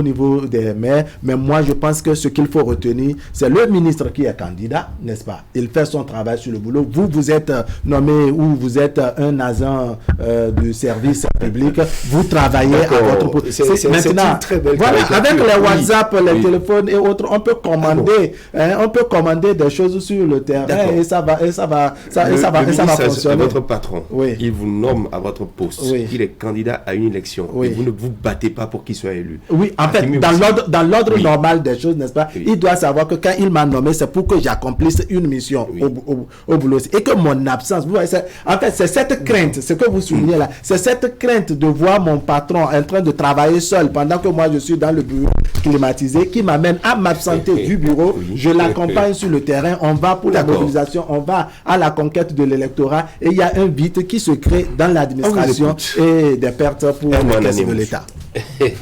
Oui, les moyens de l'État et tout, le fait que pour les collaborateurs de se sentir redevables aux ministres qui les ont nommés, je pense que oui.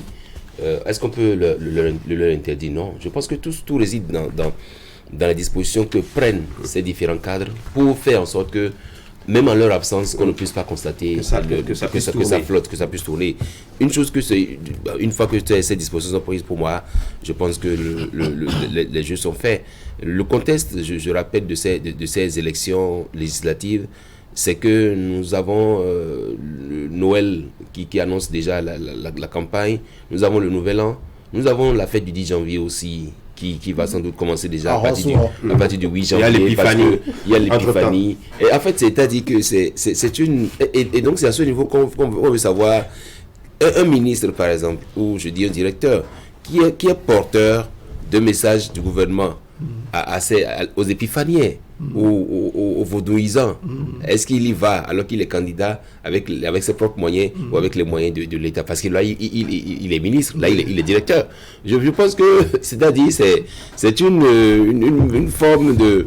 On nous amène un peu pètre, quoi. On nous a un peu baladé en nous disant que les moyens de l'État, leur utilisation est interdite un an avant. Je pense que ce code électoral-là, ces dispositions de code électoral doivent, à mon sens, être revues.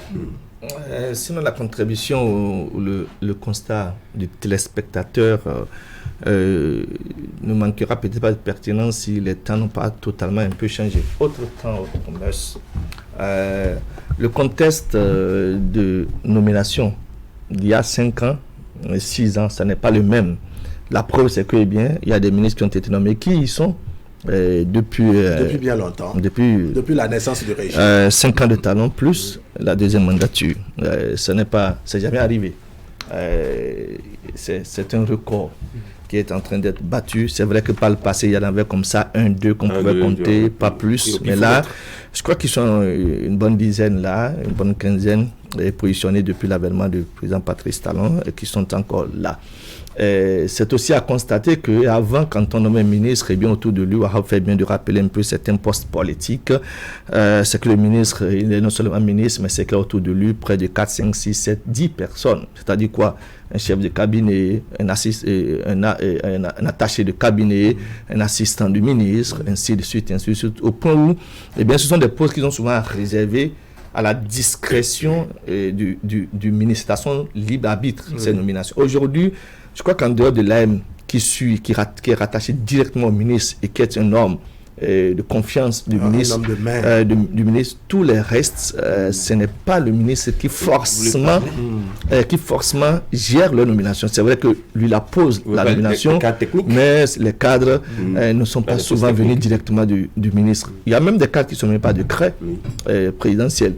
Et il y a d'autres qui ne sont même pas arrêtés ministériels, mais pas forcément du fait, mais ils ont un devoir de subordination vis-à-vis du ministre parce que c'est le ministre qui est le chef et de l'administration. Ce n'est pas le chef politique. Parce que dans l'administration aujourd'hui, eh bien, vous avez le ministre qui est du Bloc républicain, son directeur de cabinet qui est de l'Union progressiste, le Renouveau, son secrétaire général qui est peut-être de l'UDBN, ou peut-être de, je dirais quoi, de Mouel Bénin, ou le ministre, il est du Bloc républicain, un des directeurs techniques est de Mouel Bénin, l'autre ainsi de suite. Donc vous voyez, attendez, quand le ministre des Infrastructures, par exemple, candidat va aux élections, n'espérez pas que le directeur des Infrastructures, Jacques Ayadi, suit le ministre pour aller gérer ça. C'est pas possible. Il y a des vides qui se créent aussi. Je suis d'accord. Le ministre part en campagne. Ou après campagne. Et que son directeur des Infrastructures, lui aussi candidat. C'est que ça, c'est difficile, quoi. Et le ministre des Infrastructures, il est candidat, ou bien le ministre d'une autre, de la décentralisation. Voilà, il est candidat. Le directeur de la SOGEMA est candidat. Puisque cette direction est sous tutelle du ministère de la Décentralisation. Donc vous attendez que Ahmad Gansé laisse Bagaille, puis Bagaille passe s'asseoir dans la 15e pour gérer la campagne de Raphaël Akotagnon, qui est de l'Union progressiste de Renouveau, et lui, il est de républicain. Vous voyez, donc ce n'est plus la même chose. C'est autre temps, autre chose. Donc, oui, le constat, ça va se faire peut-être par endroit, mais pas dans son entièreté. Maintenant, à côté, comme on l'a dit, il faut y ajouter le e-service, il faut y ajouter beaucoup de choses, et donc, du coup, souhaitons que ça n'impacte pas négativement l'administration, parce qu'au-delà, et c'est pour ça qu'il faut même remercier le ciel de ce que la campagne va courir la période des congés. Sinon, nous avons assez d'enseignants qui ont des étiquettes politiques, qui ont des cartes d'identité politiques, et qui sont non seulement sur les listes, mais qui vont aussi batailler sur le terrain pour que leur ministre, par exemple, soit élu. Parce que quand vous êtes élu, soit vous siégez, ou on vous reconduit peut-être au niveau de votre portefeuille ministériel. Et donc, du coup, ceux qui sont battus en son temps pour vous leur serez redevable d'une manière ou d'une autre. C'est pour ça, certainement, que le téléspectateur parle au cas où vous ne mouillez pas le maillot et que le ministre ne passait pas ou passait, vous serez récompensé selon votre engagement. Donc, dans tous les cas, c'est qu'il faut aujourd'hui remercier le Seigneur que la campagne ait lieu du 23 jusqu'au 6 janvier. Donc, dans cette période, c'est la période vraiment des congés. Maintenant, comme l'a dit Herman, il y a Noël, le 25, il y a la Saint-Sylvestre, et le 1er janvier 2023, et plaise à Dieu que nous soyons de la partie. Il y a le 10 janvier, et puis il y a, comme l'a dit Christian, il y a tellement de choses et plusieurs endroits. Quand c'est comme ça, souvent, les acteurs politiques sont très représentés, très présents. Ils ont le don d'ubiquité pour être partout et nulle part en même temps. Ils ont des émissaires. Et quand on parle un peu du contexte de cette campagne, les congés de fin du premier trimestre, du mercredi 21 décembre, après les cours de la matinée, au mercredi 4 janvier 2023 inclus, 2 semaines. Voilà. Ça veut dire qu'ils vont mettre les bouchées doubles pour que les enfants les primo-votants soient bien nuilés. Et ils reprennent les cours le 5.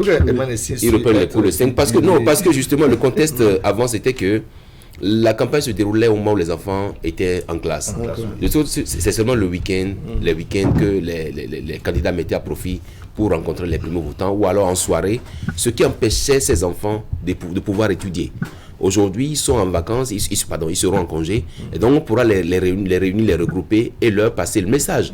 Donc de sorte qu'aujourd'hui, les enfants reprennent les cours avant même qu'on aille voter. Donc, il y a ces éléments-là qu'il faut prendre en compte. D'accord. Alors, l'analyse de Herman, n'est-ce pas, fait appel à une autre thématique, même si c'est la prochaine fois, on aura à débattre. C'est la vigilance des parents, n'est-ce pas, à ne pas laisser leurs enfants, fut-ils adultes, c'est-à-dire ceux-là qui ont déjà 18 ans et autres, n'est-ce pas, à ne pas profiter des temps de congé pour apprendre leurs leçons plutôt que de bondir, n'est-ce pas, sous les bâches, aller dire ils sont militants ou voilà. Parce que vous savez, il y a une pratique qui est réduite. Elle n'a pas totalement disparu, mais qui est réduite. C'est l'absence de l'argent désormais dans la politique. Avant, ce qui motivait les gens à aller remplir les bâches, comme j'ai l'habitude de dire, n'est-ce pas, ce sont les sandwichs, ce sont les canettes. Les bâches seront remplies. Oui, il y aura des sandwichs. Et il y aura les frais de déplacement. Ce n'est pas avec la... C'est pourquoi je dis réduit. C'est par exemple que quand il arrive qu'on vous donne le pain, et qu'en lieu et place du sandwich, que ce soit... comment dit-on, le billet. Non, je n'ai pas... C'est-à-dire, on vous dit le sandwich, s'il te plaît, nous voulons d'abord avant de mourir. Ouvre le sandwich, pourquoi si c'est du corps de bœuf qu'il y a déjà, je n'ai pas... Allez, on va évoluer. Il y a un autre aspect qu'on va aborder rapidement. Vous savez très bien qu'ils aiment faire campagne, haranguer les foules, comme vous le savez, prendre le pouls de terrain. Vous voyez l'acteur politique lorsqu'il vient, c'est lui qui est attendu par tout le monde, et puis il salue tout le monde, il prend le micro, il parle de tout et de tout. Ils aiment bien sûr évoluer en monologue, ça on le sait. Mais nous sommes à quelques semaines des élections. Est-ce que vous n'êtes pas gêné de l'absence des débats d'idées sur les plateaux politiques? On ne les voit pas se prononcer sur l'actualité, apprécier les actions du gouvernement ou apprécier un peu de l'autre côté les propos d'un acteur politique qui ne partage pas certainement votre vision. Les débats d'idées, est-ce que ça ne fait pas défaut dans ce contexte politique? La faute à qui? Grosse interrogation. Non, pas grosse interrogation. Une très grosse. La faute dans l'encadrement qu'on fait, je dirais, des débats. Parce que même ce qu'on nous faisait là déjà, il faut y aller avec assez de circonspection parce que, eh bien, avant la période de dépôt des dossiers, tout ce qui est autour, la période qu'on appelle la période de pré-campagne, eh bien, il y a un type de discours que vous ne devrez pas tenir, vous les animateurs de débats politiques sur les plateaux.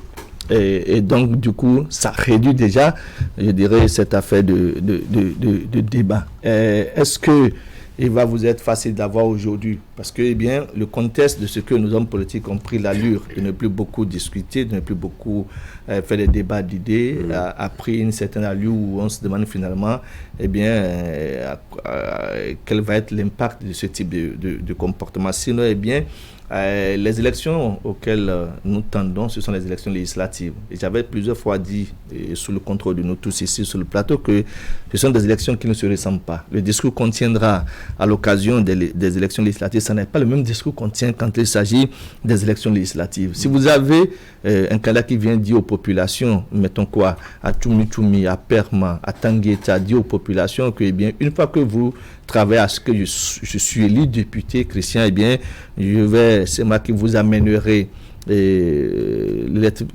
l'énergie dont vous avez longtemps besoin, qu'on n'avait jamais eu, ça pose un problème. C'est pour ça que le rôle premier, comme on l'a dit ici déjà sur le plateau, c'est les éléments qu'il faut utiliser, c'est déjà rappeler pour que les populations soient en phase avec les candidats, pour qu'il n'y ait pas de surprise ou de récrimination pas du tout fondée. C'est-à-dire leur dire, eh bien, quelles sont les missions d'un député. Et comme je l'ai dit plusieurs fois, c'est après avoir énuméré les missions d'un député qu'on peut peut-être y ajouter que pour que les routes soient réalisées, pour que telle infrastructure socio-communautaire soit réalisée, il va falloir d'abord l'apport des populations. Hier, on l'a dit ici, en payant les impôts, ça c'est un contexte important qu'il faut rappeler. Secondo, c'est que le député a la possibilité, et c'est ce qu'il va peut-être faire, ce qu'il va vendre aux électeurs, c'est que bien, de sa position, il a la possibilité de négocier. C'est la capacité de négociation du ministre qui fait amener certaines choses à certaines localités, même si là encore, comme l'a dit Emmanuel plusieurs fois, le mandat est impératif. Et donc du coup, vous voyez, ça va se jouer sur les éléments de langage. Mais dans le débat, est-ce qu'on va l'avoir dans la période de campagne proprement ouverte, où on aura peut-être un candidat d'un bloc face à un autre candidat, pour beaucoup plus se prononcer sur les lois, la qualité des lois, parce que le débat qui est fait autour, le cliché qui est renvoyé vers les députés actuels, et le quotidien Matin Libre a dit ce matin, c'est le caractère monocolore de l'Assemblée nationale. Et donc, eh bien, tout passe comme une lettre à la poste. Et ce n'est qu'après, le député même qui a levé la main, qui a adoubé le vote du Code général des impôts, n'est pas en règle vis-à-vis des impôts. Vous voyez, donc c'est par exemple ça qui peut faire objet de débat. Les lois nouvelles sur le droit de grève Bon, peut-être qu'en face, même les il y a un porteurs de cette loi, lorsque vous les n'auraient pas invitez été en plateau, d'accord on de ce qu'il y a autour. Donc, il n'arrive pas à le voir. Vous n'aurez pas. Donc, c'est pour ça que je vous ai demandé tout à l'heure, la faute à qui? Vous avez la réponse? Oui, non, la faute, je vous la pose, la faute à qui? La faute à l'encadrement qui est fait de la période, la faute à ce que bien les acteurs politiques ne sont plus trop prêts à un débat de certains sujets. La faute justement aux partis politiques qui ont instauré une sorte de discipline que vous appelez discipline de groupe. De groupe, que nous appelons, c'est ce que même ils ont dit, c'est eux-mêmes qui, c'est leur expression que nous leur empruntons. La question de discipline de groupe, le fonctionnement des partis politiques par le passé n'est pas ce que nous avons observé aujourd'hui. Quand on parle de réforme du système partisan, quand on parle, de réforme au sein même des différentes formations politiques, c'est ce à quoi nous assistons. Maintenant, à l'heure du débat, quand vous n'êtes pas encore candidat, d'abord, il y a une forme d'omerta instaurée par les formations politiques avant que vous n'acceptez une invitation une invitation d'Atu Matin, par exemple. Il faut que la personne que vous avez contactée vous dise d'abord de lui adresser une lettre qu'il va transmettre à son parti politique et recevoir l'accord de son parti. Donc, conséquence, si demain vendredi vous avez un débat, vous voyez la procédure, ce que ça prend. Donc, quand parfois nos plateaux sont édentés, que nos téléspectateurs nous accusent de tout, ça fait partie des raisons. Maintenant, pour revenir proprement à ce que vous êtes en train de dire, les réalités du moment au sein des formations politiques empêchent beaucoup, qui ont même parfois l'envie de parler, n'est-ce pas, mais que la formation politique vient dire non, il faut t'abstenir d'aller parler. Conséquence, ça crée un vide en termes de débat et de confrontation d'idées sur les plateaux. Et c'est ce à quoi nous assistons. Maintenant, vous allez voir que beaucoup ont préféré le monologue plutôt que les débats contradictoires. Et c'est ça qui ferait bien entendu le choc des idées, la contradiction et l'affrontement en termes d'idées. On n'a pas ça. Et certains ne savent pas quoi dire aussi. Quand vous allez inviter peut-être un acteur politique et la seule chose qu'il aura à dire, n'est-ce pas, c'est de venir vous développer le programme d'action du gouvernement, ce qui est déjà fait par le gouvernement, alors que lui-même et de ce qui sera fait, c'est-à-dire ce qui est connu déjà de tout le monde. Parce que quand vous prenez la maquette ou les prospectus qu'on a distribués du programme d'action du gouvernement, c'est connu déjà de beaucoup de personnes. S'il viendra vous faire le point, alors que le ministre des Infrastructures lui-même, vous voyez, donc ça pose un véritable problème. Un peu comme j'ai souvent l'habitude de dire, il y a certains de nos maires qui, parce que le gouvernement a déjà posé des actions dans leur commune, l'action je dirais communale, l'action qui est menée par le maire ne se sent pas. Et quand il se lève et qu'il prend un discours, il a à se prononcer, il ne vous fera que le bilan ou le résumé de ce qui est déjà fait par le gouvernement. Maintenant, où est confrontation des idées. Ça pose un problème. Vous avez quand même évoqué deux aspects qui me paraissent importants. C'est le contexte et des réformes qui peut expliquer, qui peut justifier que les députés ou que les candidats n'aillent pas tout de suite vers les débats d'idées. Parce que justement, tout de suite, quand vous jetez une idée, les autres sautent dessus et peut-être que quelqu'un il vous suffit de faire une petite réunion à huis clos, une réunion que vous pensez à huis clos, vous émettez des idées tout de suite, le camp adverse s'en saisit et vous devance sur ces points. Donc de sorte qu'aujourd'hui, la plupart des candidats, pour ce que je vois sur le terrain, préfèrent faire des concertations entre eux et puis des têtes de pont, parce qu'on ne veut pas vendre, on ne peut pas vendre sa stratégie, on ne peut pas vendre ses idées. Alors même que les débats d'idées postulent d'abord que le militant comprenne d'abord l'idéologie de son parti. Malheureusement, il se fait qu'aujourd'hui, c'est un peu comme ce qui s'est passé à la Sénat il y a quelques mois ou quelques années, où des personnalités sont allées demander au président de leur expliquer ces dispositions parce qu'il doit y avoir quelques confusions autour. Ça dit qu'il y a des militants aujourd'hui qui sont membres, si vous voulez, membres fondateurs de partis politiques, mais qui ne maîtrisent absolument rien de l'idéologie du parti. C'est-à-dire, vous leur dites, vous êtes de tel parti, c'est quoi l'idéologie? On peut vous citer ça, même en dormant. Mais le contenu même de l'idéologie, on ne sait pas vous le dire. La vision du parti, vous ne savez pas. De sorte qu'aujourd'hui, ils ne peuvent pas puiser de ces idéologies, de ces visions-là, des éléments de langage pour dire, nous, tel parti, nous prenons tel, nous défendons telle idée. De sorte que, bon, voilà, comme Wahab l'a dit, on préfère aller sur le terrain et dire, nous avons fait ci, nous avons fait ça. Quand on parle du Parlement monocolore, est-ce que le Parlement monocolore a empêché le vote des lois? Les lois ont été votées. Et nous avons reçu sur le plateau ici le président de la commission des lois, Rodel Aladati, qui nous a dit que des débats houleux, il n'y a pas que lui, il y a d'autres qui sont passés, des débats houleux se font en commission. Peut-être qu'on nous épargne de ces débats en plénière et tout. Mais encore que là aussi, vous avez vu qu'il y a une stratégie avec le président de la VONU qui fait désormais que, bon, voilà, toute la presse n'est plus autorisée à être c'est un contexte qui est imposé, ça continue encore. Il y a une stratégie qui est déjà mise en place de sorte que oui, on n'a plus les débats tels que ça se passait en plénière. Pour éviter de montrer une certaine faiblesse, c'est possible, mais on nous a dit que les débats se font en commission. Et donc, je pense que si tout cela se fait, vous entendez vous parlez d'absence de débat d'idées, de confrontation d'idées. C'est que quand vous prenez quelqu'un sur le plateau, il vous dit, je défie quiconque venir me dire, je défie et j'invite telle personne en contradictoire parce qu'il l'a entendu sur une autre chaîne. Si vous invitez les deux le lendemain, n'est-ce pas, pour débat contradictoire, tenez-vous tranquille, ils ne viennent pas. Il va vous dire, ah non, plus tard, c'est que mon parti m'a dit de m'abstenir, que celui qui doit venir faire le débat n'est pas à lui et sa hauteur. Vous voyez des trucs. En fait, on a toujours 1000 raisons, n'est-ce pas, pour éviter le débat contradictoire.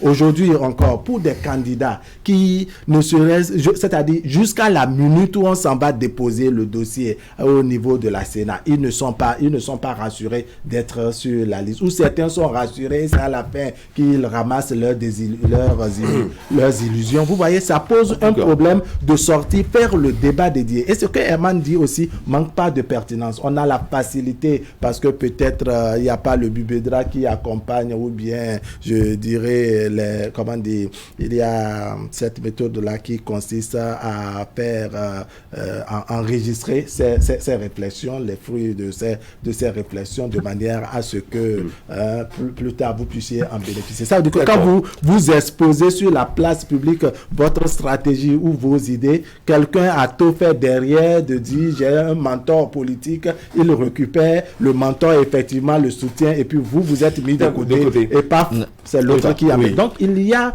bien d'éléments qui justifient l'absence de débat sur nos plateaux. Oui. Est-ce que ça peut venir? On peut l'espérer? Non, bon, en tout cas, de toute façon, l'animation de la vie politique reste en contradiction avec le débat d'idées. L'animation de la vie politique, c'est ce que vous avez peut-être appelé monologue, où chacun vient dire comment est-ce que ça fonctionne dans son parti, ou plutôt que on ne dévoile pas. Mais le débat d'idées, c'est certainement quoi? Quand on a voté une loi, puisque moi je suis dans le contexte des élections législatives, quel est l'impact de cette loi-là? Et qu'aujourd'hui, pour l'avoir expérimenté sur le terrain, qu'un candidat X se retrouve en face d'un candidat Y pour qu'on puisse élaborer sur décliner la répercussion, l'impact des lois qui ont été votées sur le comportement des populations. C'est à ce niveau qu'on pourrait parler de débat d'idées dans la dynamique des élections législatives, parce que plusieurs lois ont été votées. Quand vous entendez, même si ce n'est pas de façon officielle, quand vous avez eu à entendre certains acteurs politiques dits de l'opposition, ce qui peut vous démontrer par plus B que certaines lois sont des lois scélérates et que ce ne sont pas des lois qui sont de nature à assurer, je dirais la sécurité sociale pour les travailleurs, ainsi de suite, et que si les lois ont été votées en l'état, c'est parce que ce n'était que des députés de la même mouvance présidentielle.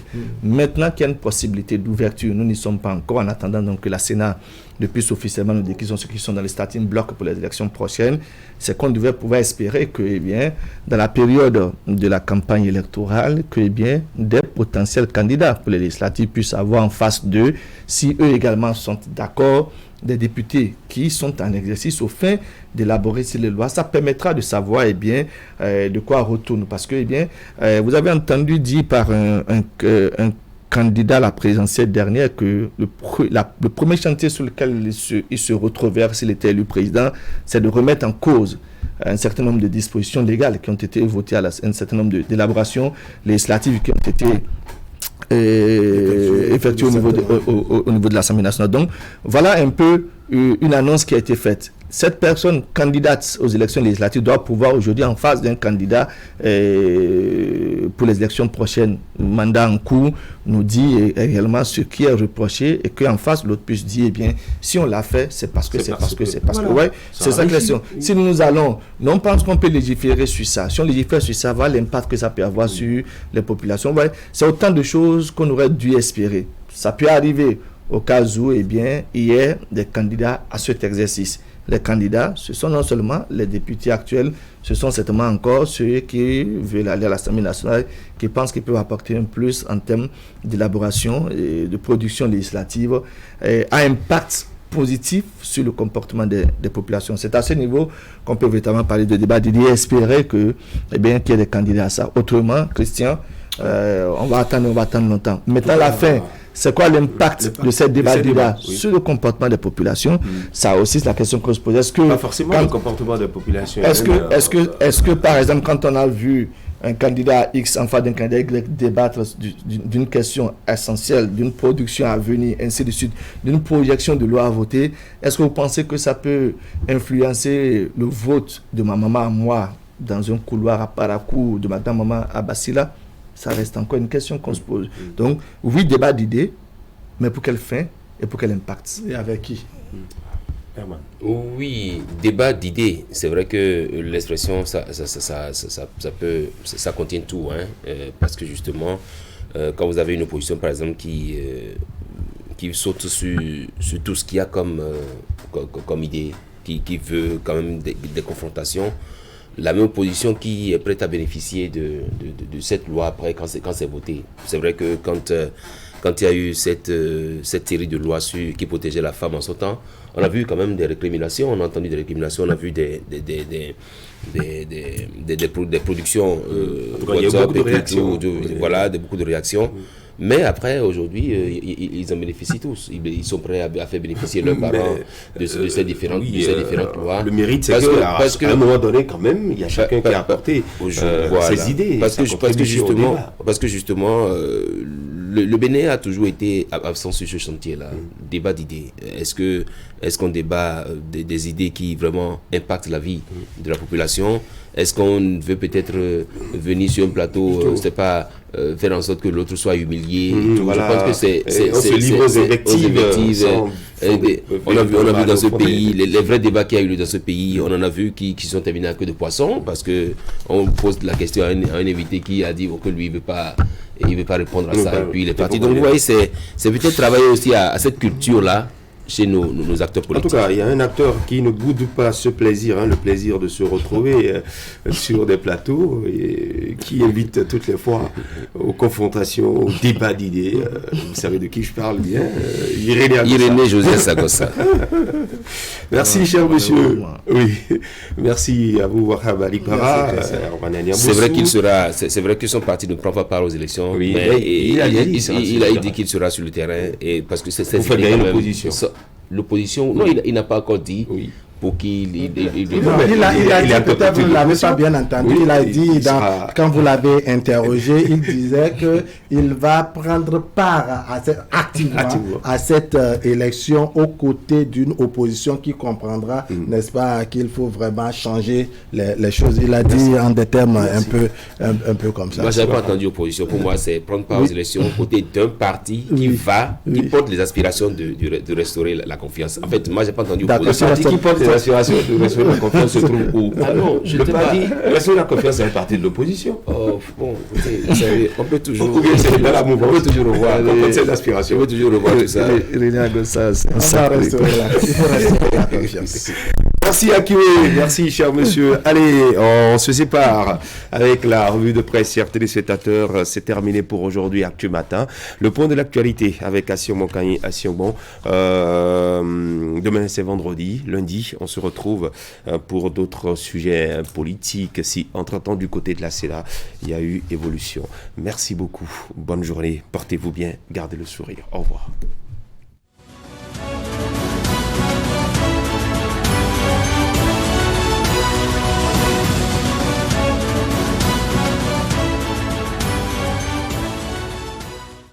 À toutes et à tous, bonjour. Toujours pas le bout du tunnel pour les démocrates. Et à en croire l'autre vision, le parti Les Démocrates n'a pas encore trouvé le bout du tunnel dans la recherche de quitus fiscal pour ses candidats aux élections législatives de janvier 2023. Selon des sources proches du parti, sur les 17 candidats sans quitus, 3 n'ont toujours pas encore eu gain de cause à la Direction générale des impôts. Le journal précise qu'il est à noter qu'après l'étude au fond des dossiers, le parti a un délai de 72 heures dès la notification pour faire les éventuels compléments afin de corriger son dossier. Le matinal rappelle que la Commission électorale nationale autonome va probablement procéder ce jeudi à la notification aux partis politiques ayant déposé leur dossier de candidature. Les observations relatives aux irrégularités relevées dans les 10 dossiers. De sources proches de l'institution en charge de l'organisation du scrutin des élections au Bénin, les travaux sont très avancés pour ce qui est de l'étude au fond des dossiers individuels des partis désireux de prendre part au scrutin du 8 janvier 2023. Il aura fallu pratiquement une semaine pour la Sénat pour finaliser ce travail de fond après la réception des dossiers de candidature le mercredi 2 novembre.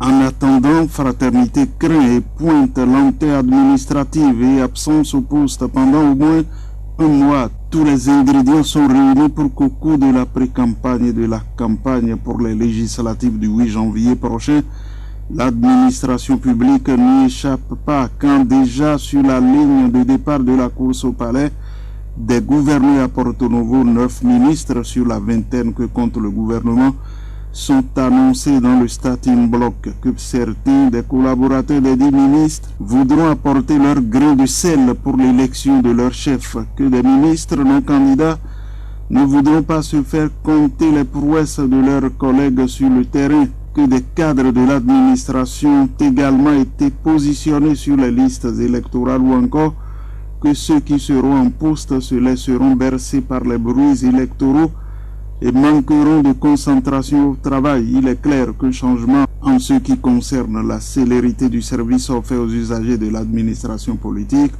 se fera sentir. L'autre vision annonce que dans le cadre de la visite d'aptitude médicale de la deuxième vague du concours de recrutement militaire au titre de l'année 2022, les candidats dont les noms sont joints à ce communiqué sont invités à se présenter à partir du jeudi 10 novembre 2022 à 6 heures au centre médico-social de la garnison de Cotonou et à l'hôpital d'instruction des armées de Parakou. En matière d'économie, Fraternité relève que le Bénin est le seul pays de la sous-région qui a réussi à maîtriser son taux d'inflation. Il a même atteint la barre des moins 2% depuis le mois de mars cette année. Le journal de se demander comment Cotonou est-il parvenu à atteindre de tels résultats. Et puis, la situation peut-elle perdurer? Dans la suite, une révélation de l'économiste du Bénin amène le journal à noter que le 4 novembre 2022, l'Agence nationale pour l'emploi a organisé le salon de l'emploi et des compétences à Porto Novo. C'était l'occasion de favoriser des rencontres entre recruteurs et demandeurs d'emploi sans intermédiaire afin de permettre aux derniers de faire valoir leurs compétences et aux premiers de gagner en temps et surtout de mieux apprécier les talents. Et à en croire le journal, l'ANP sort 2000 jeunes du chômage et de la précarité. Merci d'avoir été à l'écoute.